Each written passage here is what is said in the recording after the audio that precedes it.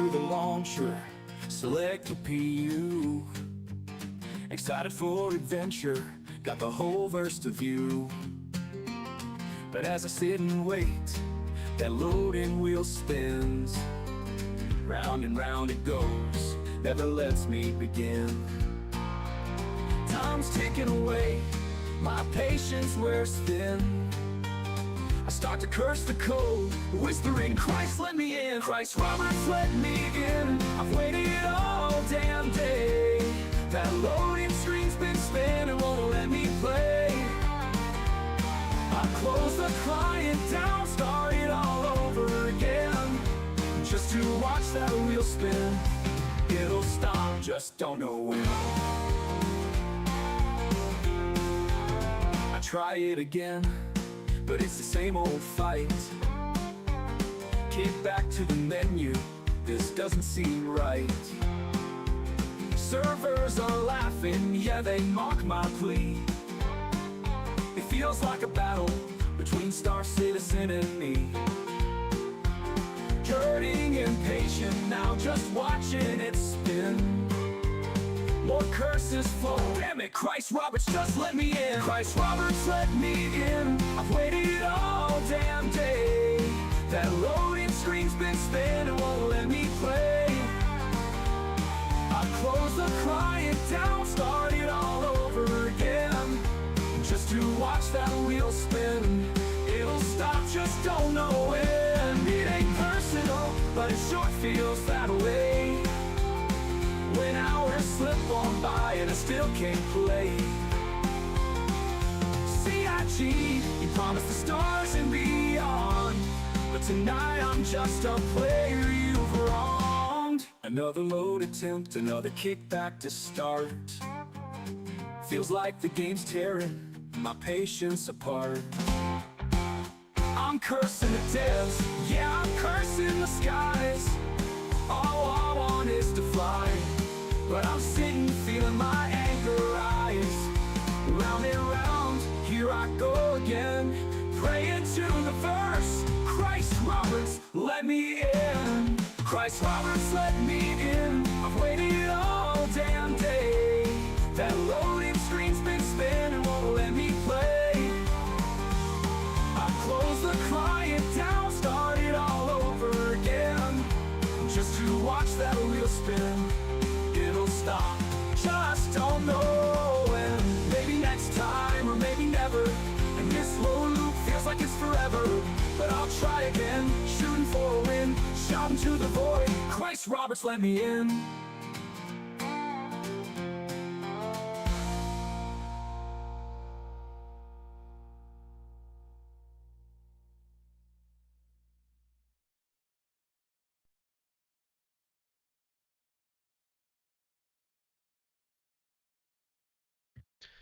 All right, and we're live. As per usual, this is what our fifth stream now. Here aboard the Fifth or sixth? yeah, something like that. Here aboard the H.N.S Watch Tower, the Kraken patrolling the stars over here in Pyro, and I've got What's here cracking? some. That's right. I've got here some crew with me. I've got Krendor, who is our master of logistics. We have Acid Puff, our infantry onboard marine personnel. What would you?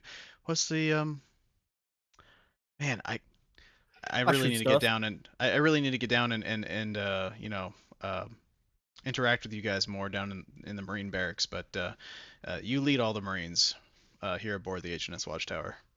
To their death. That's right. Wait, what? What? Yeah. Oh, okay. I'm sorry, what?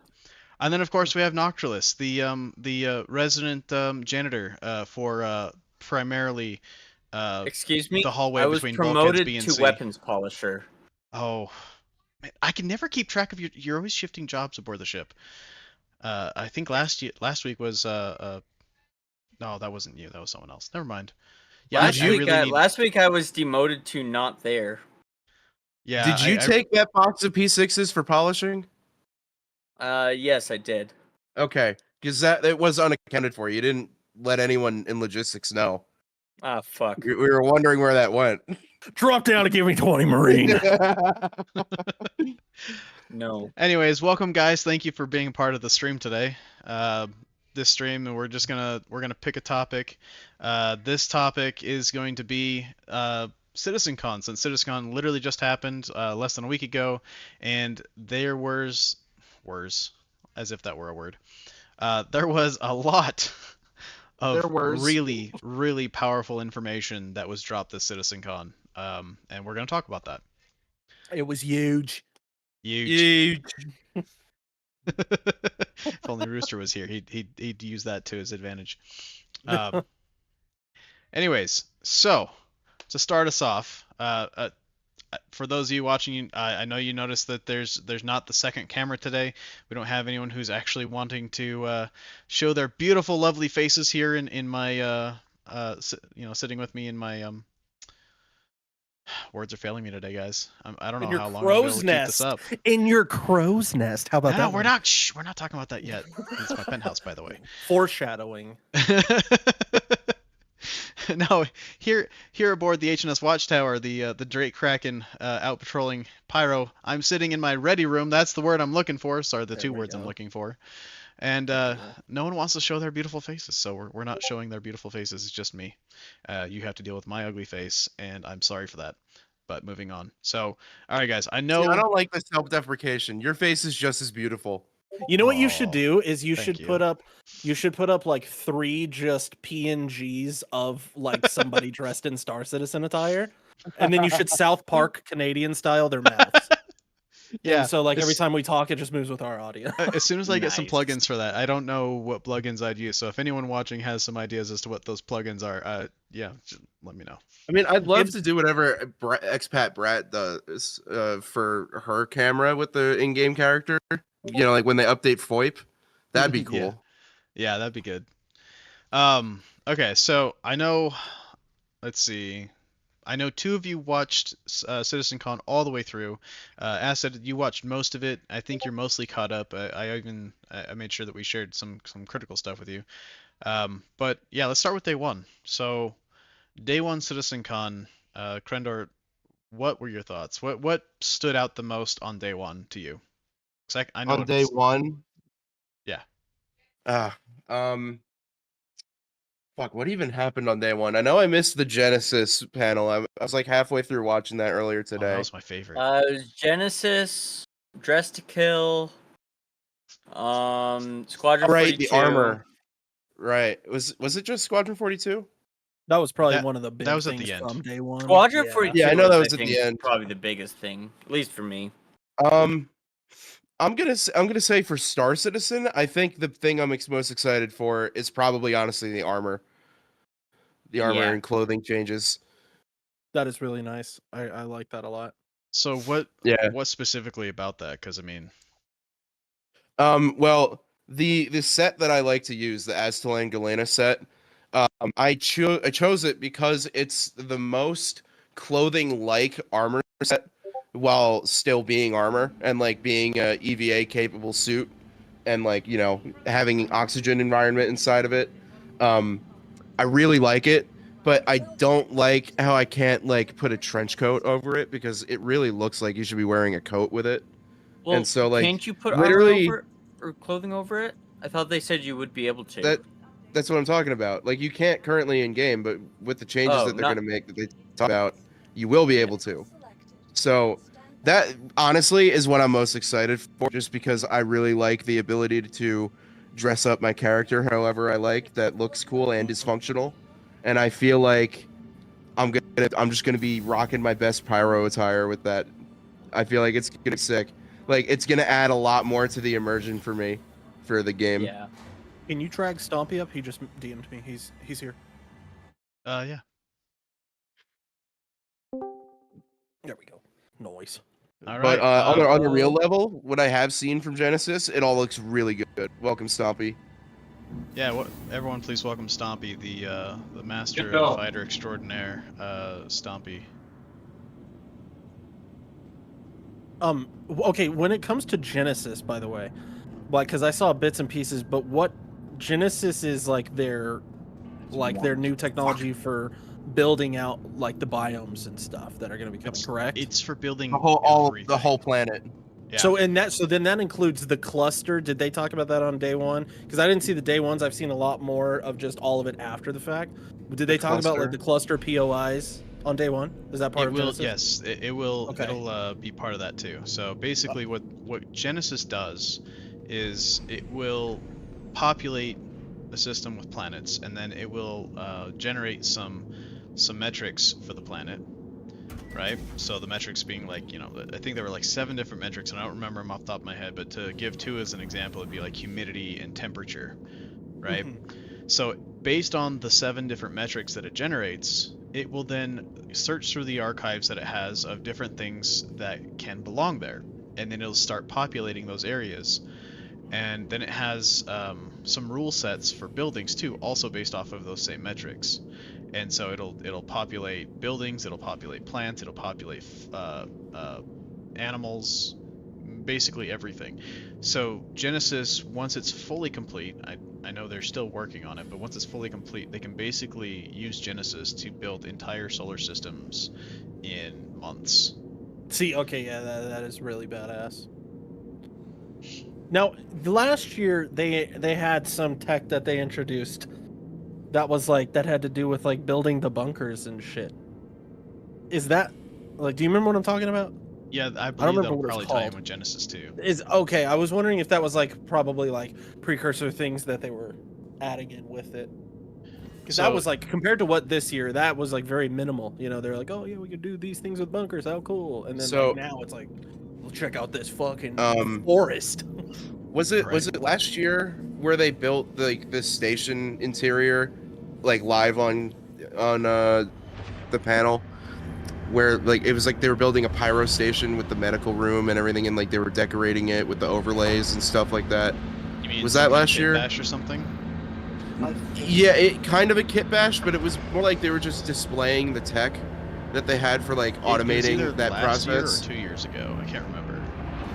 I want to say, yeah, it was probably 2 years ago now that you mention it. But anyway, what I think, I haven't finished the panel, just to reiterate, but what I think the intention with Genesis is to have that functionality on a solar system scale so that they can just make a system at the click of a button and then touch it up.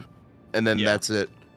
Yeah, basically, once Genesis makes a solar system, then all the dev has to do is go in and just kind of either approve or tweak specific things, and once it's all approved and tweaked, then it goes for polish, and then it's done. And Genesis, once it ties something in, or not ties something, once it creates something, it actually ties in all of the other subsystems as well, such as like the mission system and stuff like that.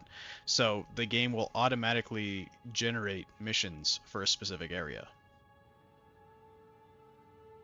I like that. This is a whole outright like pretty much building software for a video game. I like it's like that. it's almost like its own Unreal Engine, then it seems like it's like because Unreal Engine in a way, is like all encompassing, can do it all, and that's what. Well, this sounds like. I imagine it's probably like an extension of Star Engine that they showed off last year. That's what I was talking about from last year. Star Engine. I remember them. Oh talking yeah, about that. And I'm trying to. So that's what I'm trying to understand. Which one's the mothership? Is Star Engine what holds Genesis, and Genesis does a lot of work within the Star Engine, or is Genesis like have this thing inside of it that is Star Engine? So Star Genesis Engine would be a function in the Okay. Star Engine. Okay, Yes. got it. That makes sense. What Star Engine is so just to give a little history on this. So Star Citizen started out using CryEngine, and then they transferred from CryEngine over to Lumberyard, which is Amazon's version of CryEngine. And the reason why they did this is because it already had automated, like Amazon had already done a whole lot of work to create systems that automatically plug into their AWS setup. And since they're using Amazon servers, and I do believe they're still using Amazon servers, They are. they opted to go for Lumberyard to save them some time, so they didn't have to build those same systems all over again. CryEngine obviously did not like that because they wanted the exclusivity, but I digress. So they've been doing work on Lumberyard, and they've been adding more and more features on top of Lumberyard to the point where it's Lumberyard core, but there's so many extra tools added on that it's no longer Lumberyard. It's now a different enough software that they can call it something different, and so they've dubbed it Star Engine. So Star Engine realistically would be like the Unreal Engine, and then this Genesis inside it is like probably the ultimate function within Star Engine, and I'm sure It's one of the Unreal primary Engine ones, has yeah. something that's like a primary factor in it. For By sure. the Yeah. way, I think of it as it's a tool set within Star Engine. That's I mean, nonetheless, it's like it's really cool because Yeah. and going back to kind of what he asked Krindor, I'll just chime in with what my favorite from day one would have been. If that was in day one, mine would have been the POI clusters. I think that is something that, as far as like on like many different levels, that's a good thing, because when it comes to even stuff that I'm not interested in per se, but I'm not interested in exploration. However, I respect that for people who are into exploration, they now have a ton of options. And then things I am interested in, combat, PvP, pirating, lying in wake, things of that nature, that provides multiple opportunities for that side of the coin as well. And when I saw that, I was very excited, as well as when they said this, and I want to know how deeply they mean it, but they said without repetition or minimal repetition. And I'm curious, like, are we going to see like everything within this cluster? I don't see, maybe I see one or two similar buildings, but for the most part, is everything going to be kind of unique in a sense? Or are we going to see a lot of, like, yeah, this cluster doesn't have two of those buildings, but as soon as you walk 50 yards over here, this cluster has two more of those same buildings you saw in that cluster? Like, are we going to see repetition in that way, or is it going to be like So across the board? basically they built a library of assets, right? And so what Genesis pulls from these libraries of assets to Okay. randomize these buildings. But there are primary assets, there's secondary assets, and there's assets that are meant to modify the primary and secondary assets. So on top of that, there's also a gradient of durability damage and stuff like that. So they can take something that looks brand new, and they can take that same asset and make it look old and decrepit. Okay. Just with that gradient of modification. So you will see a lot of similar assets, but they will be modified to look different with the secondary and the tertiary assets. Yeah. Okay. So that's good though. I like that. I like the fact that there's gonna be, it's not gonna be like, oh, Brios, and then like 10 kilometers from Brios, there's this one little like kind of hidden pirate spot, but it's not really hidden because the AI always will like flock towards it. I like the idea of like, oh yeah, you're going down here. You could spend like 3 hours down here if you were supplied. Like that was kind of the feeling of the rappel raids. With rappel raids, like a lot of people would go into that with the idea of like, oh, we're gonna be here for a while. We're not doing a rappel raid, going back up to Olisar, doing a rappel raid. And I say Olisar because those have worked in Olisar times. But you weren't going down and up and down and up. You were like, let's load up and let's go down and let's treat this, and we'll do a bunch of these, Wait. and we'll hang out down here and we'll go from platform to Are you- platform. Oh, the Orison raids. Yeah, the rappel raids on Orison. Those, like, the way you would go about that was very much like we're setting up for an adventure. Like right now, in the way the game is, it's like you don't have much of that, especially with, I don't know if those are working or have been for a while, but now it's going to give something more to be like, all right, we're going out and we're raiding. Like if you're looking for resources, if you're looking for specific guns that like they have these spawn locations, like we're going out here, we're going to be here for a while. Let's load up. Like, let's make sure we've got, the resources. We got drinks. We got, a medical ship we're taking with. I like what that's going to breed. It's going to breed a lot more immersive gameplay and more time spent in random locations. I'm not going to be flying from moon to moon looking for something to do, because I could stay on one moon for a long fucking time with millions of things to do. Hopefully, if it works out the way they kind of paint this picture, it seems like a really cool idea to just, like I said, even for exploration, I could just find so many new things. Yeah. I'm not gonna lie, I thought you said repel instead of repel. Well, well, I That's mean, why I was probably so said repel. confused. I probably said it one way, but I will start spelling my words for you now, Nocturless. Stompy, what on day one like really stood out to you for CitizenCon? Honestly, I will get back to you on that. All right, knocked. I think, other than the obvious of the Squadron 42 demo, I think the biggest thing for me was the armor specialization, because it gives a lot. In addition to all the upgrades and blueprints and stuff, it gives a real reason to actually go out and do missions, go do contested zones, stuff like that. That's not. Contested it actually- zones. What are contested gives- zones?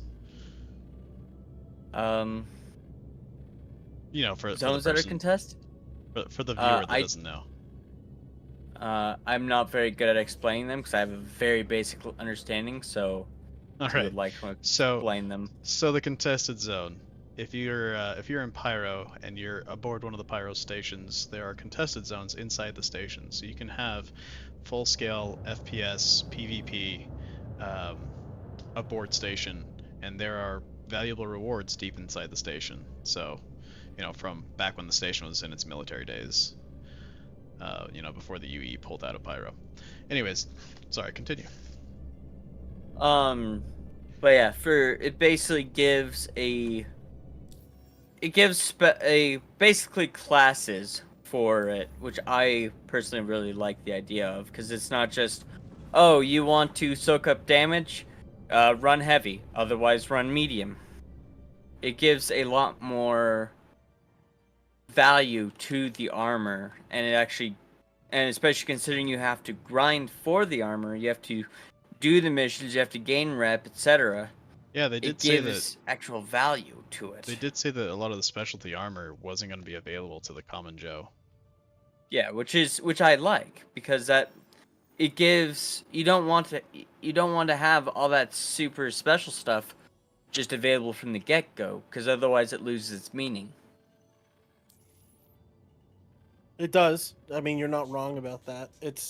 But it didn't. Again, here's the thing, and we can lean into a little bit of the like curiosity of the negative. I mean, what is their history with making something super cool and rare and fun, and then what happens? It gets nerfed. It gets nerfed, or else it gets available for the masses. Like everybody and their mom could get an F8. Everybody and their mom could get a Mark II, and those were supposed to be the special. Ooh. And so, like, when it comes to things like that, it's exciting, but I am curious: is it gonna play out like that, or is it gonna end up being a way where it's like just pay to win? Well, pay to win or just mass available. You know, I see them staying away from a lot of pay to win aspects, but I don't see them staying away from, you know, this is a rare item, and then all of a sudden it's not rare.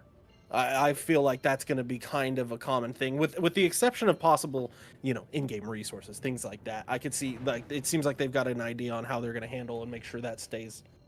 And we'll see. That's a whole other topic. But Kelbeck, what about you? What is your favorite thing from day one? I personally loved. You're right. I personally loved the demonstration of the Genesis engine, especially the environmental hazards, the ability to see a forming storm cell move in on your location, cause damage not just to your vehicle, but I would also guess to your structures as well. And I mean, could you imagine like planning? You'd have to literally dynamically plan a raid on a base in conjunction with a solar storm, or not even a solar storm, I mean, maybe a solar storm, who knows, maybe the solar flares will cause some environmental hazard to the shields as well, and you can like time it then. But no, I mean, like, let's say a lightning storm moves in and zaps the shields and causes a fluctuation in the shield generator and allows some people to slip through, right? Just the ideas with that are you know, limitless. Yeah. Plus it's dynamic. It's that's what I'm curious. Am I gonna be able to like look up, be up above the planet, and am I gonna see this storm moving through the planet from up top and be able to know, like, are we gonna have meteorology in Star Citizen? Maybe. I mean, will it be more accurate than real meteorology? Let's go check with the org meteorologist. Who's the org Back meteorologist? to you, Dave. Oh, I didn't get the joke at first. I was like, wait, what? Yeah, he doesn't exist yet, just like the storms. You know, this is the type of game though where like No, a the weather board storms would be exist. great, We you have know? the storm and the storm AA. True. That's true. Yeah, the A is the more deadly storm though. Yeah, That's true. the We storm is also have only the really good. cyclone. We have the cyclone. How about that? That's not a pretty storm. It's deadly. more of a result of a storm. I mean, cyclones can be deadly, but nowhere near as deadly as the entire storm that generated Well, I the mean- cyclone. I think even more than a cyclone, though, is a hurricane. Well, I don't know. I would disagree with that because when you look at tornadoes, they come in. They're little things that happen in huge supercells, and they happen at the bottom of a supercell. So it's one little thing, but that's what kills. You know. So is it really the storm that's killing, or is it But the the function of Why- the storm? Why would you need a The storm cyclone. when you have a hurricane? I mean, yeah. Well, okay, and that bringing it back to Star Citizen. Their dynamicness, is it going to do that over the water? Like, are we going to see? Will we see like Oh, that'd be hurricanes so over cool. water You know, in certain areas? I don't know. That'd be That interesting. would be to think. cool. Because they showed that one planet, and I believe I don't remember what system it's in. It's in the other lawful system that they're going to have in 1.0. But it's got that super beachy planet, and then it's got the foresty planet and the volcano planet, and then like a barren white planet. But I'm Which system are we talking about? I don't remember. That's what I'm trying to figure out. It's one of the lawful planets coming in 1.0. Not and Terra? obviously not Stanton. Is Terra? Terra has like 4 planets in It's- it. It's Yeah. either Magnus, Stanton, or Terra. Okay, so then it's probably Terra. Then, if Okay. I'm thinking correctly, but they have a beach planet there, or at least Yeah, one that's of the pictures Terra. they okay, so that's where I'm wondering, like, will that place have like really cool like beach storms, like unique to Ooh. it compared to like what they showcased, where it's like a thunderstorm over the land? Are we gonna see these like unique storms based off of their geographical like area? Like, will we see like sandstorms on Daymar? Like that'd be cool. I want to. How dynamic is that shit gonna get? Because that would make it for real. Like, were we gonna get tornadoes? I would love to see a tornado in Star Citizen. Yes. Trying to That'd be fly cool. through that, and you can't control your ship. You're getting thrown around by like 300-mile-per-hour winds. I mean, unless the whatever. ship is like 52,000 tons and like the storm just has no effect on it other than like. I don't know, Um, man. Have you seen what Cleo winds do to a Carrack? Well, I mean, and that's the funny thing though, right? Is because the weight of the ships is so weird. When like looking like how is their dynamic wind gonna fuck with our ships? Yeah. And will it fuck with it? How are we gonna see real aerodynamics with that shit? I would like, love to see a ship I that would- operates off of solar sails and then just have the pyro solar flare go off and just And it just goes, accelerate accelerate to quantum speeds during the solar flare. Except you have to wait for that to actually enter quantum. That would fucking suck. It would be cool and suck at the same time. So the big thing though that a lot of people really, which is funny that none of us, it was our favorite thing, but a lot of the people liked, and it was a big takeaway from day one, was the demo for Squadron. the demo was obviously my favorite thing. I was talking Star Citizen specifically. Fair, okay, 'Cause fair. Yeah, Squadron yeah, 42, that its own fucking game. demo yeah, it is was a game. so good. Yes. It was good, but the only thing I wondered was like they said there's like 30 to 40 hours of gameplay in Squadron 42. And that first prologue you see it's an hour. 25 to 30 hours of it is cinematic. Well, okay, and that's what I'm Well- curious. What does that mean? Do they mean 30 to 40 hours of gameplay, and that's gameplay plus there's going to be another 20 hours of cinematics making the game here's the- itself long? Or Here's the thing that I imagine is that it's the prologue. It's going to have a Yeah. lot of cutscenes because I was just joking. it's setting up the universe. I think Well, once yeah. you actually get into the missions, So I think I'm thinking it'll probably cut down on that. yeah, I'm loath to bring up leaks, but a few years ago, the script leaked, and I'm not going to get into any plot points or anything, but content-wise, the leaked script put the game at about 100 to 120 hours in duration total. So if they're saying 30 to 40 hours of gameplay, I could see them having edited that script over the years and cutting it down because that's a very long time for a single player game. especially like a railroaded one. But I would expect that literally is gameplay and not including cutscenes. That's So I kinda- could see it. yeah. I could see it being like I 80 could see hours it. total.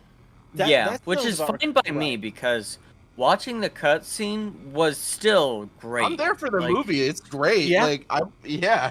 With this, honestly, Star if Citizen they the do it movie. right, if Yeah, they do it literally. right, this will be like as close to Red Dead. Like, because most people, the Red Dead story and how vast and deep it went, and like, I mean, you could clip together all the cutscenes of that into like a very long video because that story and its cutscenes get very long. I mean, And yeah, so if they you already take did the same that- thing with Halo. Like all the different Halo games, everyone's taken all the cutscenes from that and clipped them into one huge story. Well, yeah, but I'm speaking more of like the single player immersive, like you're playing a character in a world, and this, you That's know, what like Halo Halo. is. Well, you're playing Master Chief. There's a difference. You know, Halo was never an open world game. I mean, maybe there were versions, I guess. Well, Squadron 42 won't be either. meanwhile, Infinite. You don't not in think the way that- Squadron- says you don't think it'll Not be in the open way world that we and- meet. Not in the Red Okay. Dead way. No, not at all. I think that Interesting. it'll be more like levels. Yeah, well, so, because it's so breaking Squadron it up into 42 is going to be chapters. single player the entire way, and so all of your Yeah. cutscenes are literally you're playing a very linear story. Yeah. There's going to be very little deviation. Well, no, of course, but I'm just thinking, like, in my head, like, do you think it's gonna be like Halo in a sense of like when you go on your next mission, like there's no flying to the planet yourself, like there is a cutscene of you flying with your people, not like in Red Dead you rode your horse up to the mountains. I You know. think it'll be a mix. I think it's going to depend on whatever the story calls for. That's fair. We have seen in the past from Vertical Slice, like, you do travel between planets and stuff, but like, to what extent? Because you do serve on an Idris, so the Yeah, Idris is yeah. naturally going to be taking you between systems. So like, what does that look like in a single player environment? I kind of feel like that's going to be you transitioning from one level to another, where each area of a system is its own level. I don't know if you'll be able to travel freely around Odin, for example, because if you try to go too far, you'll probably get yelled at from your commanding officer, like, get your ass back into the AO now, you know, that kind of thing. Well, see, and that's Yeah. the thing in Red Dead, like you could go explore anywhere, but there were places that you had a bounty on your head at the start of the game because of past events that happened before the game starts. And so, like, yeah, you can't go over there. Yeah. You could go there, but as soon as you get in there, you're gonna be chased by bounty hunters and the lawmen, and you've got 5-star Grand Theft Auto level type shit, you know. And that's what I'm curious. Like, can I go there and it's just gonna be really hard for me? So at least it's all open, you know. Because I feel like most single player games take that route of like open world, like you can go anywhere, but you know, Here's the maybe th- that it won't be able to do what you can until you've progressed to be there. Here's the thing: it doesn't need to follow that same that same cookie cutter thing, because it's like that whole thing's been followed so many times now. It's starting to become bland to a lot of players. Well, Like, yeah, I but am- there's also, like, you saw what happened with Starfield. They had an open world game, but they didn't do it the right way, and they fucked it up. Yeah, well, that's exactly what I'm talking about. That's why they don't need to Starfield do had a open lot of world. potential. It did. It had a lot of potential, and they didn't. But that's what I mean is they That's didn't be- follow a lot of those rules that some of those successful, like Cyberpunk, didn't come out like to a great reception, but down the road it was looked at as a very amazing game. Well, so And- here's the thing about Cyberpunk. So when it came out, I looked at it as like just the game, right? And as the game, they did a fantastic job. I played it. I didn't run into near as many bugs as most other people, which for some reason seems to be the trend for me. I'm not entirely sure if I'm like non-susceptible to bugs or something, but I had the same experience when I first played it. Like, it wasn't until I tried going back to it and playing it again that I actually encountered more bugs the second time around, several months down the line. Well, That's a why I lot don't of the play it. bugs too, I think, were more console oriented. If I had to make a guess, you were playing PC. Yeah. yeah. Yeah, because I mean, my cousins all played it on console, and they all were like, "I can't play the game." Like all the game-breaking bugs, Xbox, PlayStation, it was brutal. Did it come out on PlayStation? That's why they need to stop Yeah, it being did. console peasants. Yeah, that's what I thought. I mean, listen, trust me, you're preaching to the choir, but I do think that was probably a factor. They just didn't PC really optimize Master it well Race for those. vibes coming out. Well, because that was like next-gen console time release. Like that's when like the newest PlayStation and the Xbox had just come out, so like they didn't really optimize it for new consoles.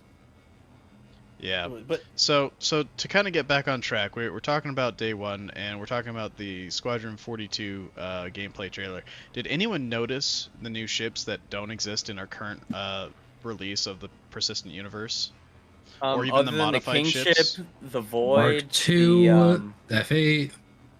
oh yeah, the new the F8 variant was, oh, The black and red F8. I mean, that can only be one of two things. It's either an F8 Mark II, or it's an F8 variant called, a ghost variant, because well, either that That or was so it was crazy. an F8A.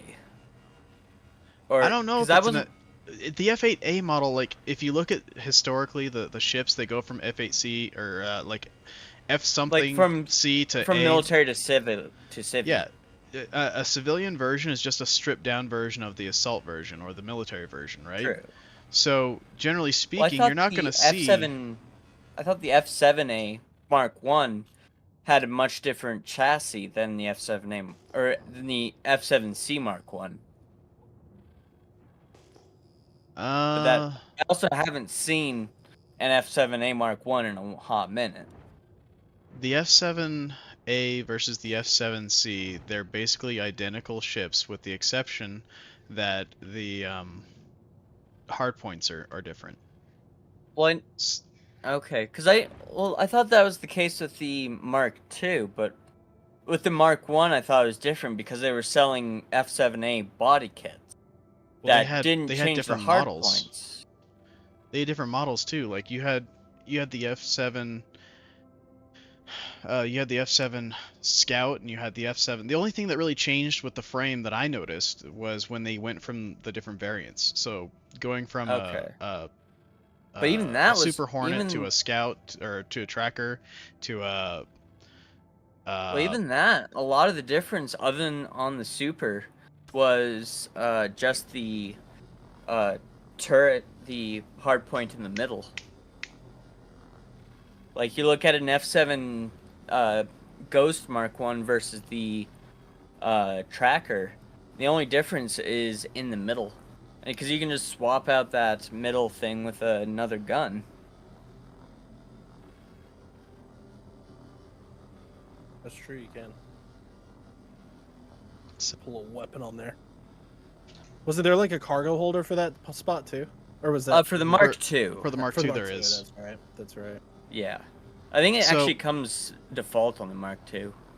Well, here's the thing though. When you look at the ship that's in the presentation versus the ship that we currently have, it's not It just looks so much different. Yeah, it's not just an F8. Like, it's an F8 because it has the general footprint of an F8. Yeah, there but are- it's a lot it more is- streamlined. It is very streamlined, and it has I think it has 3 engines or 2 engines. I can't remember, but the jowls, right? Everyone calls it the jowls. I don't know why, but instead of it being set out and then come into the cockpit, they are inside the ship and they protrude out and then come close to the And then not only that, but they were the like cockpit. when they extend, they're flush with the body, which I really liked. Oh yeah, it So looks it might have been a Mark super II. sexy.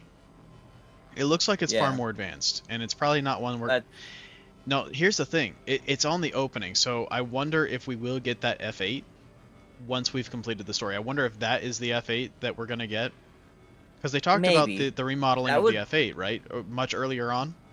That would make But- that would actually make a lot of sense, because that way they could still fulfill that promise, but still release the F8 Mark One Exactly. that they have. So So everyone who's angry that they released the F8, I mean, well, first off, they have a valid reason, because if they spent 15,000 or 20,000 or whatever the marker was for getting the F8, Oh, forget the executive. I mean, they still get the fancy paint. they do. We don't get that paint, but I mean that's a $20,000 paint job. That is ridiculous. Yeah. But anyways, what I'm getting at is they said that we weren't going to get the F8 until we completed the storyline, but then they give us the F8. But maybe they didn't give us the right F8, right? They gave us. That's the kind of what older I'm one. wondering. Or instead, maybe they'll give us like a prototype one for completing the story. That doesn't look prototype. That looks very refined. Well, what I'm saying is because there is no Mark II in the lore that we know of. You know what I want instead? I don't want the F8. I want the blueprint. Give me the blueprint for that F8. I want to make them. Yeah, that would be fun. That'd be sick. But that's not the Ano- only ship. The F7s The- were different too. Yeah, I noticed that it had two. It had like two split winglets on the back. And dual thrusters. horseshoe. Yeah, Don't twin forget about the dual instead of thrusters. a single big Oh thruster. yeah, I can't forget the. Stability. Yeah. You know what? Let's put it up on stream real quick. Let me just switch over to my other thing. Switch over. And we will grab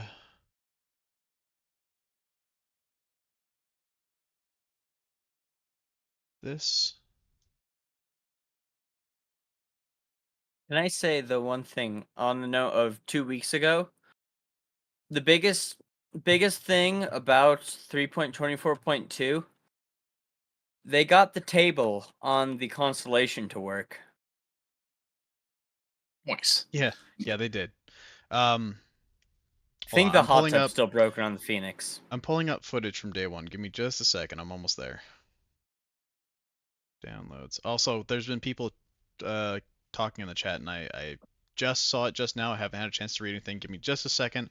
I'll get to those comments, and we will. In the meantime, respond to them. this episode is brought to you by our sponsor, Cruise Lux. If you need a drink that's going to satisfy all your needs in the universe, Cruise Lux is the option for you. Cruise Lux. Get it at any And available if Casada. Cruise Lux isn't your flavor, we've got Cruise Dark, Cruise Flow, and other flavors. But we And if- all know Cruise and Lux if you- is the one you want to get. And if you head on over to the YouTube channel Jump Point Jams, you can actually see their Cruise Lux jingle. And for those of you wondering, can I stack 2 Cruise bottles and be extra hydrated forever? Yes, you Absolutely. can, citizen. Yes, you can. And if you wonder if tattooing a Cruise Lux bottle to your forearm is a good idea, the answer is yes. If we ever wanted to start like a meme organization outside of The like Church you of know, Cruise the Lux? professional one, I do a straight up cruise. That is CRUZ. That's gonna be our fucking. That's gonna, and we're gonna have our squadrons are gonna be the colors of the different cruises. So you'll have Lux Squadron, and you'll have so on You'll and have- so forth. Oh my goodness. Dark Squadron. You'll Yeah, have, yeah. You'll have Flow Squadron. Yep, Flow Squadron, Oh, Dark Squadron, ew. Lux Squadron, within the bracket of the cruise organization. And I think we've got a little bit to play. So who wants to It's like start? the Here we go. like the Rangers, the good old Power Rangers back in the Okay. good old pre. Wait, does that mean we can make Cruise Voltron? Yes. This is gonna be Cruise playing it Voltron? as- Yeah, Okay, you can make so whatever I'm you want. here, This but I'm is a trying to get it to sandbox show up. experience.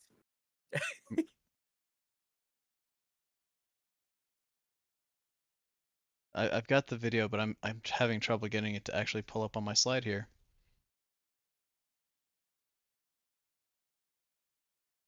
Well, that's the problem. You're trying to slide it there. Back on again. Back on again. Back on again.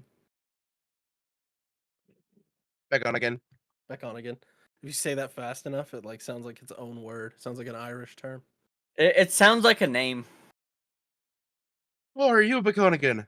Oh yeah, you know why I think that is because there used to be this Irish style themed restaurant called Bennigan's. I used to eat it when I was a kid. That's why it sounds like an Irish word to me. W's in the chat if you know Bennigan's. And All W's right. in the chat if you don't know Bennigan's. Yes. So here we go. We've got the opening of it, and Natural we're place just for gonna let him go into. Hopefully we don't run into any issues. And I'm the senior game Let me just get it right. from there. So it's just right after this part. Is the combat pilot training application form that we're gonna submit for your application. Let's But change once the we get into playback. game, I'll kind of be quiet and just let the game speak. Combat pilot training. Is this the demo? Yeah. So if you take a look, you can definitely tell that that is the F8 canopy. No, and you that's can Henry Cavill.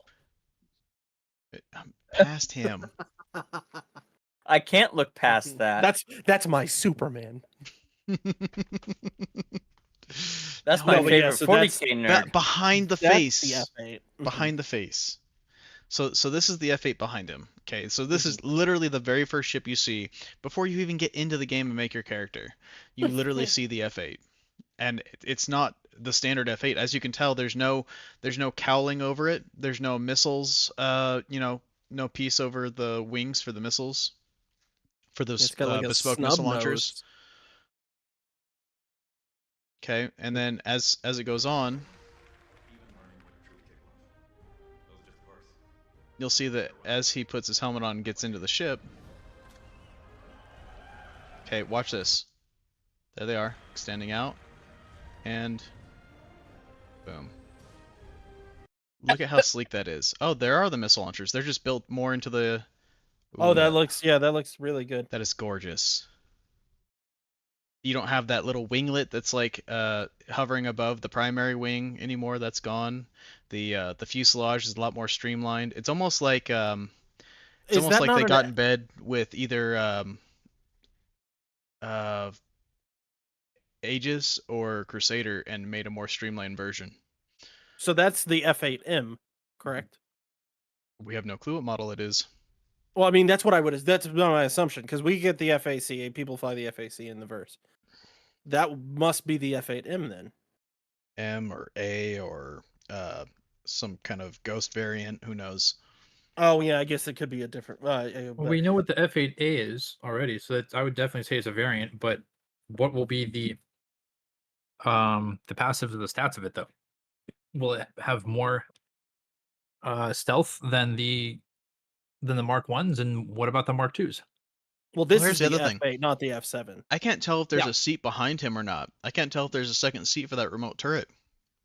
I imagine there is, so like- but I can't see it. So you're thinking it might be something like a super lightning? An F8 Super. Maybe. Dude, listen, that's kind of cool though. That's a cool idea. I don't know how Yeah. how practical that would end up being because the Super Hornet is like, it's a cool ship, but meh. It's Okay, it's so it not does have cool. 3 Let's engines. be You can honest. see a small one off of each side and then a primary center. Yeah. Which would also make sense if you added a second person. That's more weight, needs Okay. more thrust. We see the cockpit very clearly here. There's no second seat. No, The that is a pilot has single control seat, of the turret. Yeah, that is a single seat.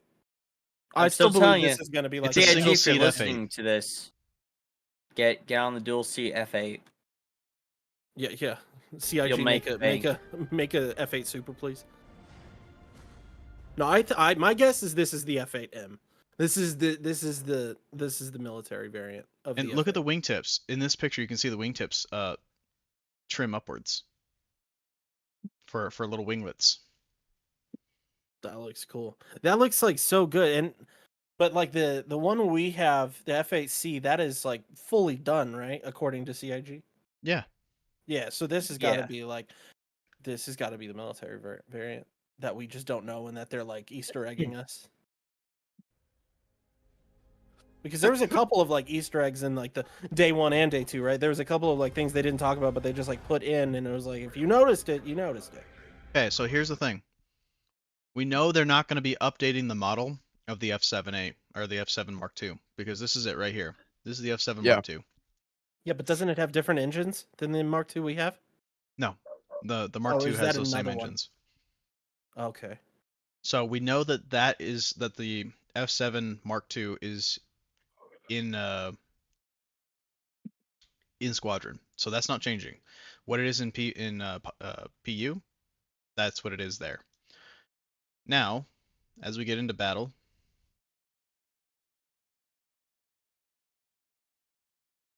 just fast track a little bit. Sir. Actually, there was one thing I wanted to make comment on, as those right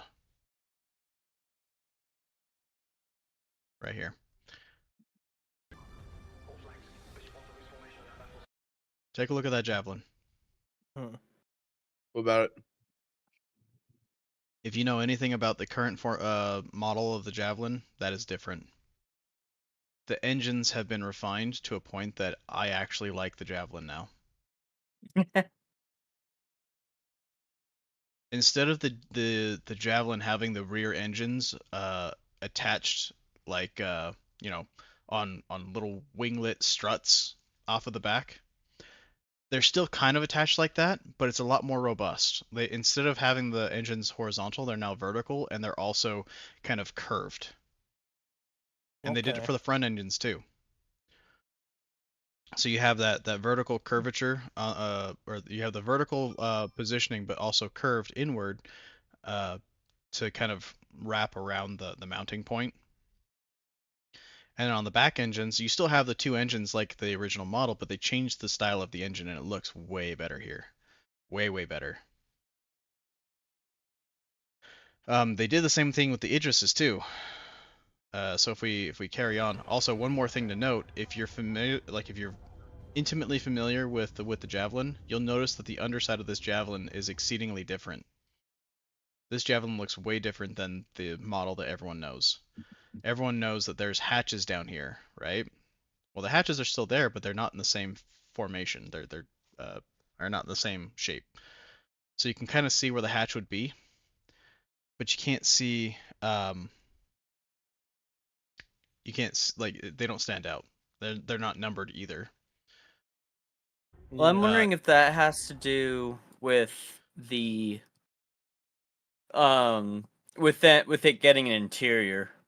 Because last time we saw the Javelin, we only had the tour of that one part of it. Well, there's also the fact Helpful. that it was rumored that these hatches actually opened up to snub fighter bays, Yeah. and it might still. I mean, I don't see any hinges or anything, but I could be just missing something. If But it they looks like don't, those I'll do be open. furious. What if they're not Fury bays? If they're not snub bays, I'll be furious. I have a little bit of an explanation as to why it looks different. So Okay. in lore, there is a lore reason why we would have a javelin that looks different.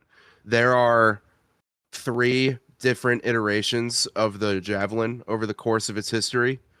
There's Mark 1, Mark 2, and Mark 3. And the version that we get as players are decommissioned Mark 1 javelins, and the Navy has Mark 2 and Mark 3 javelins. And so like they get iterated on over time, over the centuries. So this, if I had to guess, is probably a Mark 3 javelin because the Navy would be using the most up-to-date version. Yeah. And like Well, the then what nature happens of to the all the Mark javelin, IIs? well, the Mark 2s probably just are still in service. They're, Fair. yeah, I mean, we unless they change it, because this is always the thing with lore, they could just change it on a dime.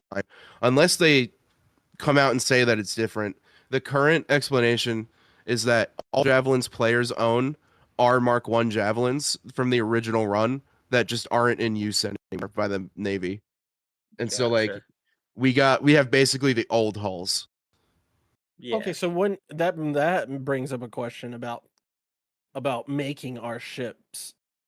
Are Would we be able to making make the one? same that players get when like you make a Bengal carrier, if you make a javelin and you craft it with the blueprints, or even light fighters for that That matter?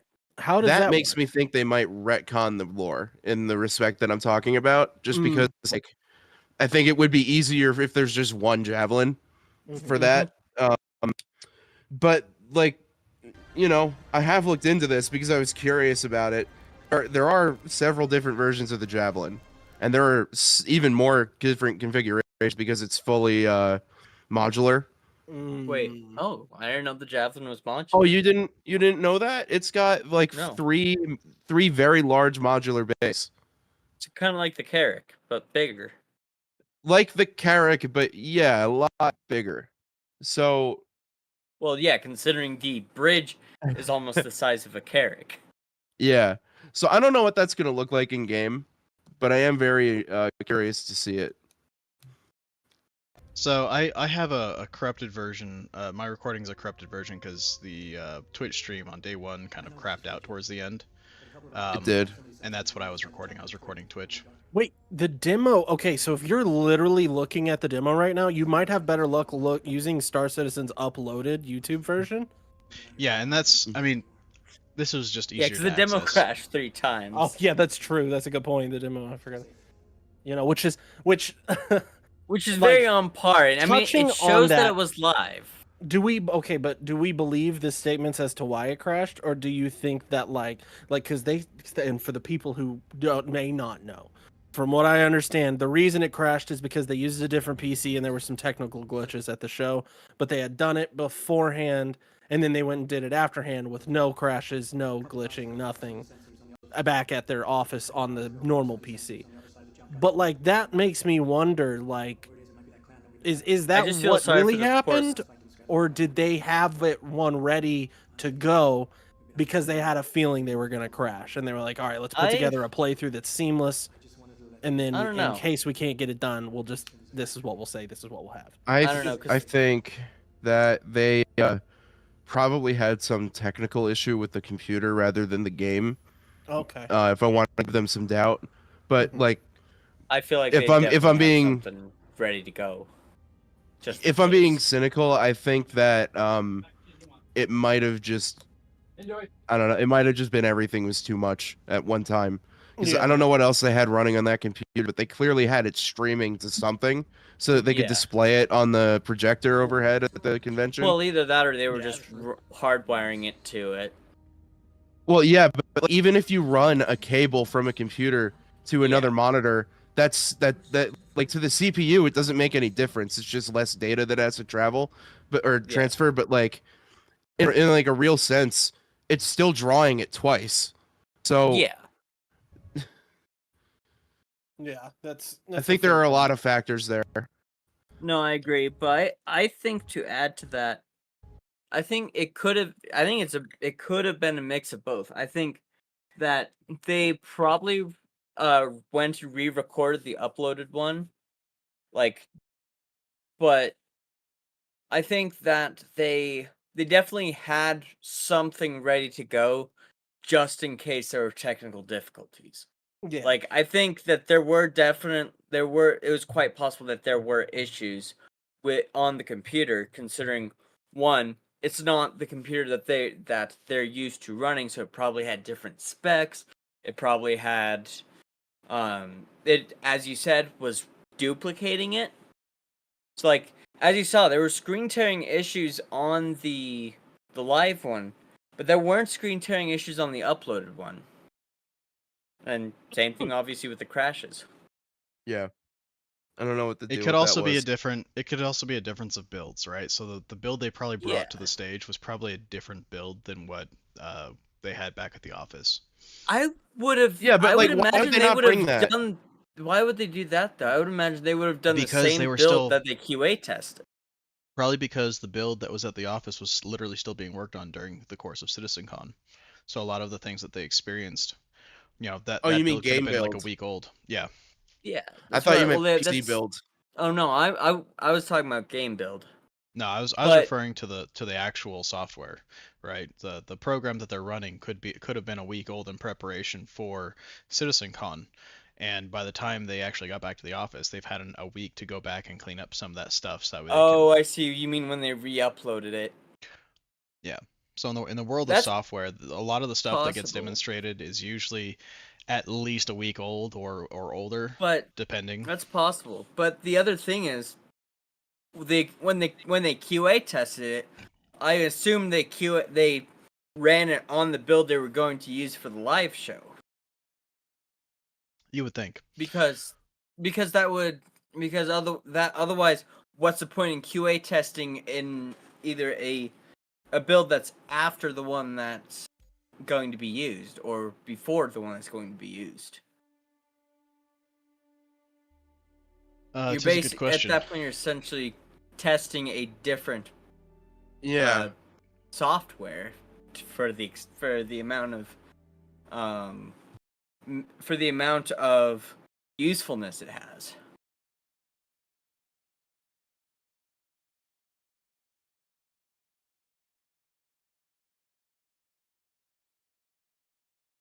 There's no sound. What? That was earlier. There's sound. I checked. I was gonna say, like, sorry, I'm just finally getting to the comments. I apologize. But yeah, um, yeah, I'm not sure why there was no sound at that particular moment in time. Oh, yeah, no, that shouldn't have done anything. Anyways, so yeah, so that's day one. Obviously, there's a lot more. We could literally spend an entire episode talking about just Squadron 42. So True. let's go ahead and kind of I'm down for wrap that. up day one, and let's move to day two. So of day two, which by the way, this is where all the bombshells are. Like, well, I shouldn't say all of them. There were a good amount of them in day one, but day two, let's face it. I mean, that was like Day 2 was a lot more. It was a lot denser. I feel like. Well, they did Yeah. it the right way in a sense of a performance. They started soft and finished strong. They dropped all the big Yeah. stuff towards the end, with the exception of the demo. They gave you a tidbit at the end of day one. Here's Well, a demo the for new this, and then day two, it's hang like on. check all of this out. New Yeah. system was that day I mean, 1 or it's day like a Mortal 2? Kombat finisher, all right. I mean, Day that's two, just I'm pretty sure. that's what it was. Day 2. Okay. If you're talking about like the like Star Citizen 1.0, Oh no, I was them talking talking about about that? Castra and Nyx. Beyond. that's when I they was talking talked about Star Citizen 1.0, because that's when they were Okay, talking that about was during what's 1.0. coming. Okay. That was beyond Pyro. Beyond Pyro. Yeah. Okay. And that I mean, talking about day two and going into it, I will definitely say it's hard to choose for favorites on day two, because there's a lot of really cool shit. Like Yeah. there's so many things that I will, like, right off the bat I would say, oh, the fucking cyclical gameplay. Like his explanation of talking about cyclical gameplay was one of the most like It that made is what got sense. me, like, and you know, a lot of the org stuff, but like that's we'll get to like a lot of the org things, but when it comes to not necessarily org related things, even though that does tie in, just the sense of like of the amount of stuff and how they work together and how they're getting all of this to be a backbone for the experience, like that's amazing to me. And how they want to just make it all combined in the addition of like a main story of a sense, like that's unique. Yeah. Like that's one a thing. good Like idea. But And, why like, would they want to pretty put much so much MMO effort has a towards an story. 890? Yeah, What do you mean? The experience. Before we get on to day 2 too far, I just want to make one more comment about day 1. The whole thing with the Valakar was fucking sick. Yes. The Valakar, I didn't see that. Yeah. What was Okay. it? So, that was so the The worm. sandworm. It's the worm. the Oh, the worm. Valakar Oh, was the yeah. sandworm. Yeah, Basically, that's we're true. getting we're Okay. getting Dune in Star Citizen. Yeah, but it's not going to be on Daymar. Can I say that that's the one complaint I had about the fact that that's not that we're not going to have a sandworm on Daymar? Like, are you kidding me? Yeah, I am a little bit disappointed because that would definitely fit. Like, Not gonna lie, yeah, they're big, like an homage, kind of. But yeah. Maybe I mean, down the road, I maybe. think they're gonna put the sandworm in places that's gonna be appropriate, and if that means that it's on Daymar, I mean, who knows? They've only talked about one specific planet. Yeah, True. or Well, maybe Daymar I doesn't don't even know. have atmosphere, does it? Valakar takeover, have it be the Daymar Avengers. has atmosphere, but it's minimal. Yeah. Okay, because I'm like, it doesn't have breathable atmosphere for humans. No. So I don't know how yeah, that affects a giant sandworm, though. I mean, you're right. Like, if they want to go off of that type of, you know. If that, that's yeah. possible. But at that point, yeah, like, the just the throw it sandworm on is like bad. some like app, throw it on like Hurston or some shit. Make Lorville deal with it. I mean, the fact that we have like sandworms and we have other things, and as part of day 2, Captains of Industry, I think it was part of Captains of Industry, the Oh, fact yeah. that monster components are going to be part of your crafting process. I mean, That's- that just I'm means excited that for. you can have whole organizations, literally, specifically hunters. You can have Monster Mhm. Hunter and Star Citizen. Yeah, hunting no, sandworms from literally. Dune. Well, not even that, but they also said they're going to they have plans for more apex predators. Are you familiar with the pyro crab? Sakuriwa? No, but I I am mean- familiar with the pyro crabs. I was gonna The say pyro the pyro crab. crab just sounds like, you know, something that you go to Ruin Station, you walk out with itches. No, that's what I was talking about. The pyro crabs. Yeah, no, the pyro crab is like, I think it's like on average 10, 12 feet tall. It's like these apparently not telekinetic, but telepathic crabs that like to you, and they're Oh. they're very interesting. They showed when they showed like the big spread of all the different creatures going on. The pyro crab unchanged was all the way on the left side and like towards the top. I think it was the second one down. But it's just like it's this giant crab with like it like stands upright and it's got like praying mantis type forearms and it's got a bunch of tentacles and shit. It looks terrifying, but apparently it's not inherently hostile. I don't know what the deal is. That's Well- kinda That cool. sounds interesting. Yeah, that Yeah, sounds it's very that sounds interesting. cool. Bro, I'm starting an in-game wildlife series. Fuck it. Put me on the Discovery Channel. Oh well, you're gonna have No, to get we- we're an like- Australian accent.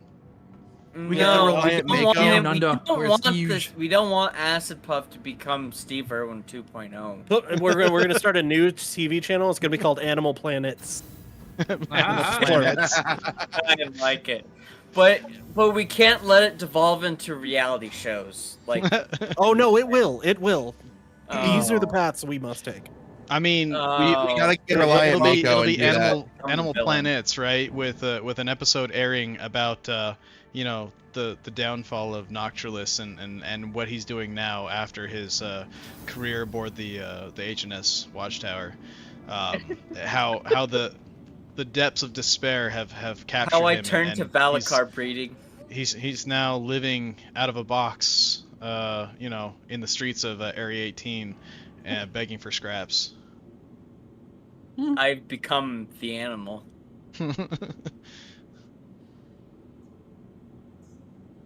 But yeah, the amount of fun. You know what's funny though is Krindor mentioned that picture that had like all the animals. You know what animal wasn't on there? What's that? Storm walls. Yeah. Yeah, no storm walls is on it that. Really, On that.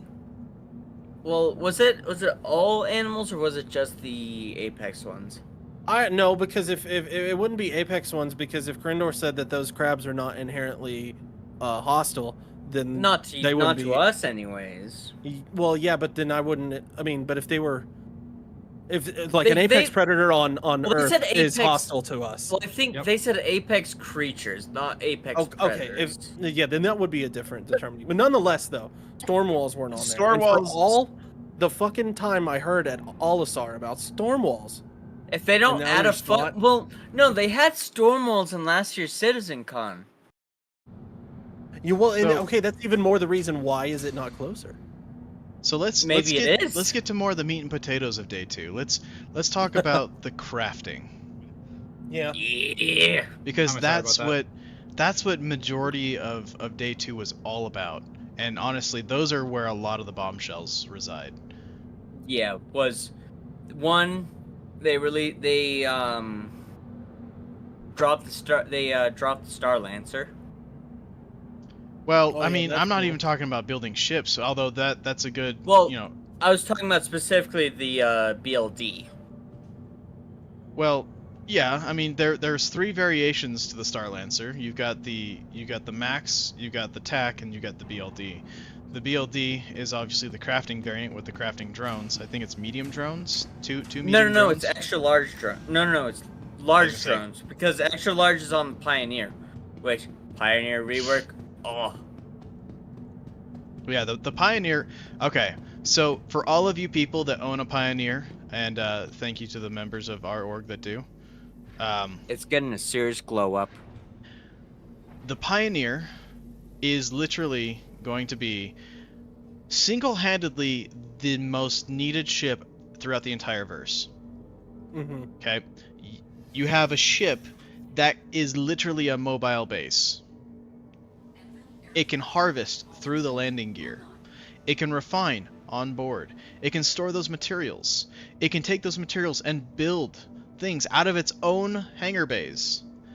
And then on top of that, it can build like bases on the ground for you to do even more extraction. And then it can come and collect resources from the things that are already extracting that you've already built previously. It's literally an all-in-one base for an entire org that wants to run one. And Yeah, and we have 2 of them. and then we don't forget the galaxies. Well, I mean, galaxies. They're okay. I am so going to. So here's the thing about galaxies, right? Galaxies, they're a modular ship, which means they're probably based on last year's CitizenCon, they put it in the lineup, which means they're going to make a base building module for it. We don't know any of the particulars about it yet. We just know that they listed the Galaxy as being able to build bases. Now, mind you, they also showed a vehicle that doesn't look the same this year as it does last year. Last year, they showed an Atlas platform with a trailer. And I'm not talking about the robot. I'm talking about the actual vehicle. Atlas. Wait, what vehicle? The same vehicle platform that they made the Centurion out Oh! of and the... Oh, that platform. Yeah. The Spartan.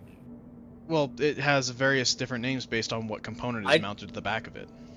I've always just called it the Spartan platform because that's the most basic one. Well, they actually showed the name of it at one point. Yeah, I know they did. Or are we talking about the new one? The new variant? The new variant has its own name. Do we know the name? No, we do not. We just saw that it's silhouette. Ah, gotcha. Which, instead of having a trailer attached, which by the way would have been really freaking cool, I imagine the logistics of making that was unrealistic, and so they shortened it back to just the main frame, and instead of a personnel carrier or instead of whatever that normally goes there, they just added drone base to the back with maybe material storage. So actually, it may not even have material storage. It may just literally be a carrier for drones, for like large drones. Yeah. Or it might be 4 medium drones. Who knows? But yeah, so huge change to that, and with that change, they might have just said, you know what, let's not make a module for the Galaxy. Now, if that's the case, a lot of people who went out and got the Galaxy, like myself, are probably going to melt it. I mean, I'm not, but other people might. Well, because you can melt it for the Starlancer build which will be, if just going off of the concept price, $100. Like, I imagine probably $50 to $100 less. And that's not including however much it's going to increase for IAE this year. Oof, yeah. So you could get, like, especially if they don't have that, they can, then, like, it'd just make more sense to just melt it for other stuff, unless you have other plans for it, like the medical or the refining, etc., etc. Yeah, I was only making the comment because a lot of people, I know specifically some people that bought it because it was going to be used for base building. It was one of my primary motivations to rush it, but it wasn't my primary reason to own it. Yeah, Wait, so that's true. It won't build bases anymore? They We don't know. We are making an assumption that they decide, no, we don't want that because we want people to either buy the Starlancer build, or we want people to buy. We're making the assumption Pioneer. because they didn't show it in this year's CitizenCon like they did in last year's CitizenCon. Well, but like, okay, I guess my assumption was that the Pioneer is the one that builds the space station, right? It's the only. Yes. Yeah, you're gonna need the Pioneer to build the space station. So then that was my assumption that was the space station builder, and then that the other one was the ground base builder. Well, correct. I think, but the Pioneer also serves as a mobile fabricator. Well, the Pioneer serves as a mobile everything. True. Anything Yeah, and but they everything to also do with talked base about, like, a building or hangar. fabrication, the Pioneer is it. But the hangar, there's like a hangar you can build that you build your ships in, right? On Yeah. the Pioneer? But the- Or are you No, talking no, about no, the no, ground? no. It has on the one ground. built Yeah, in there's as like Yes. a. Correct. Yeah, okay. So here's the thing. There may be a chance that fellas, you I'll be can right build a extra large hangar on the ground and start building things like extra Pioneers to sell to people, which by the way is going to be an exceedingly interesting process so far. But I mean, even still, what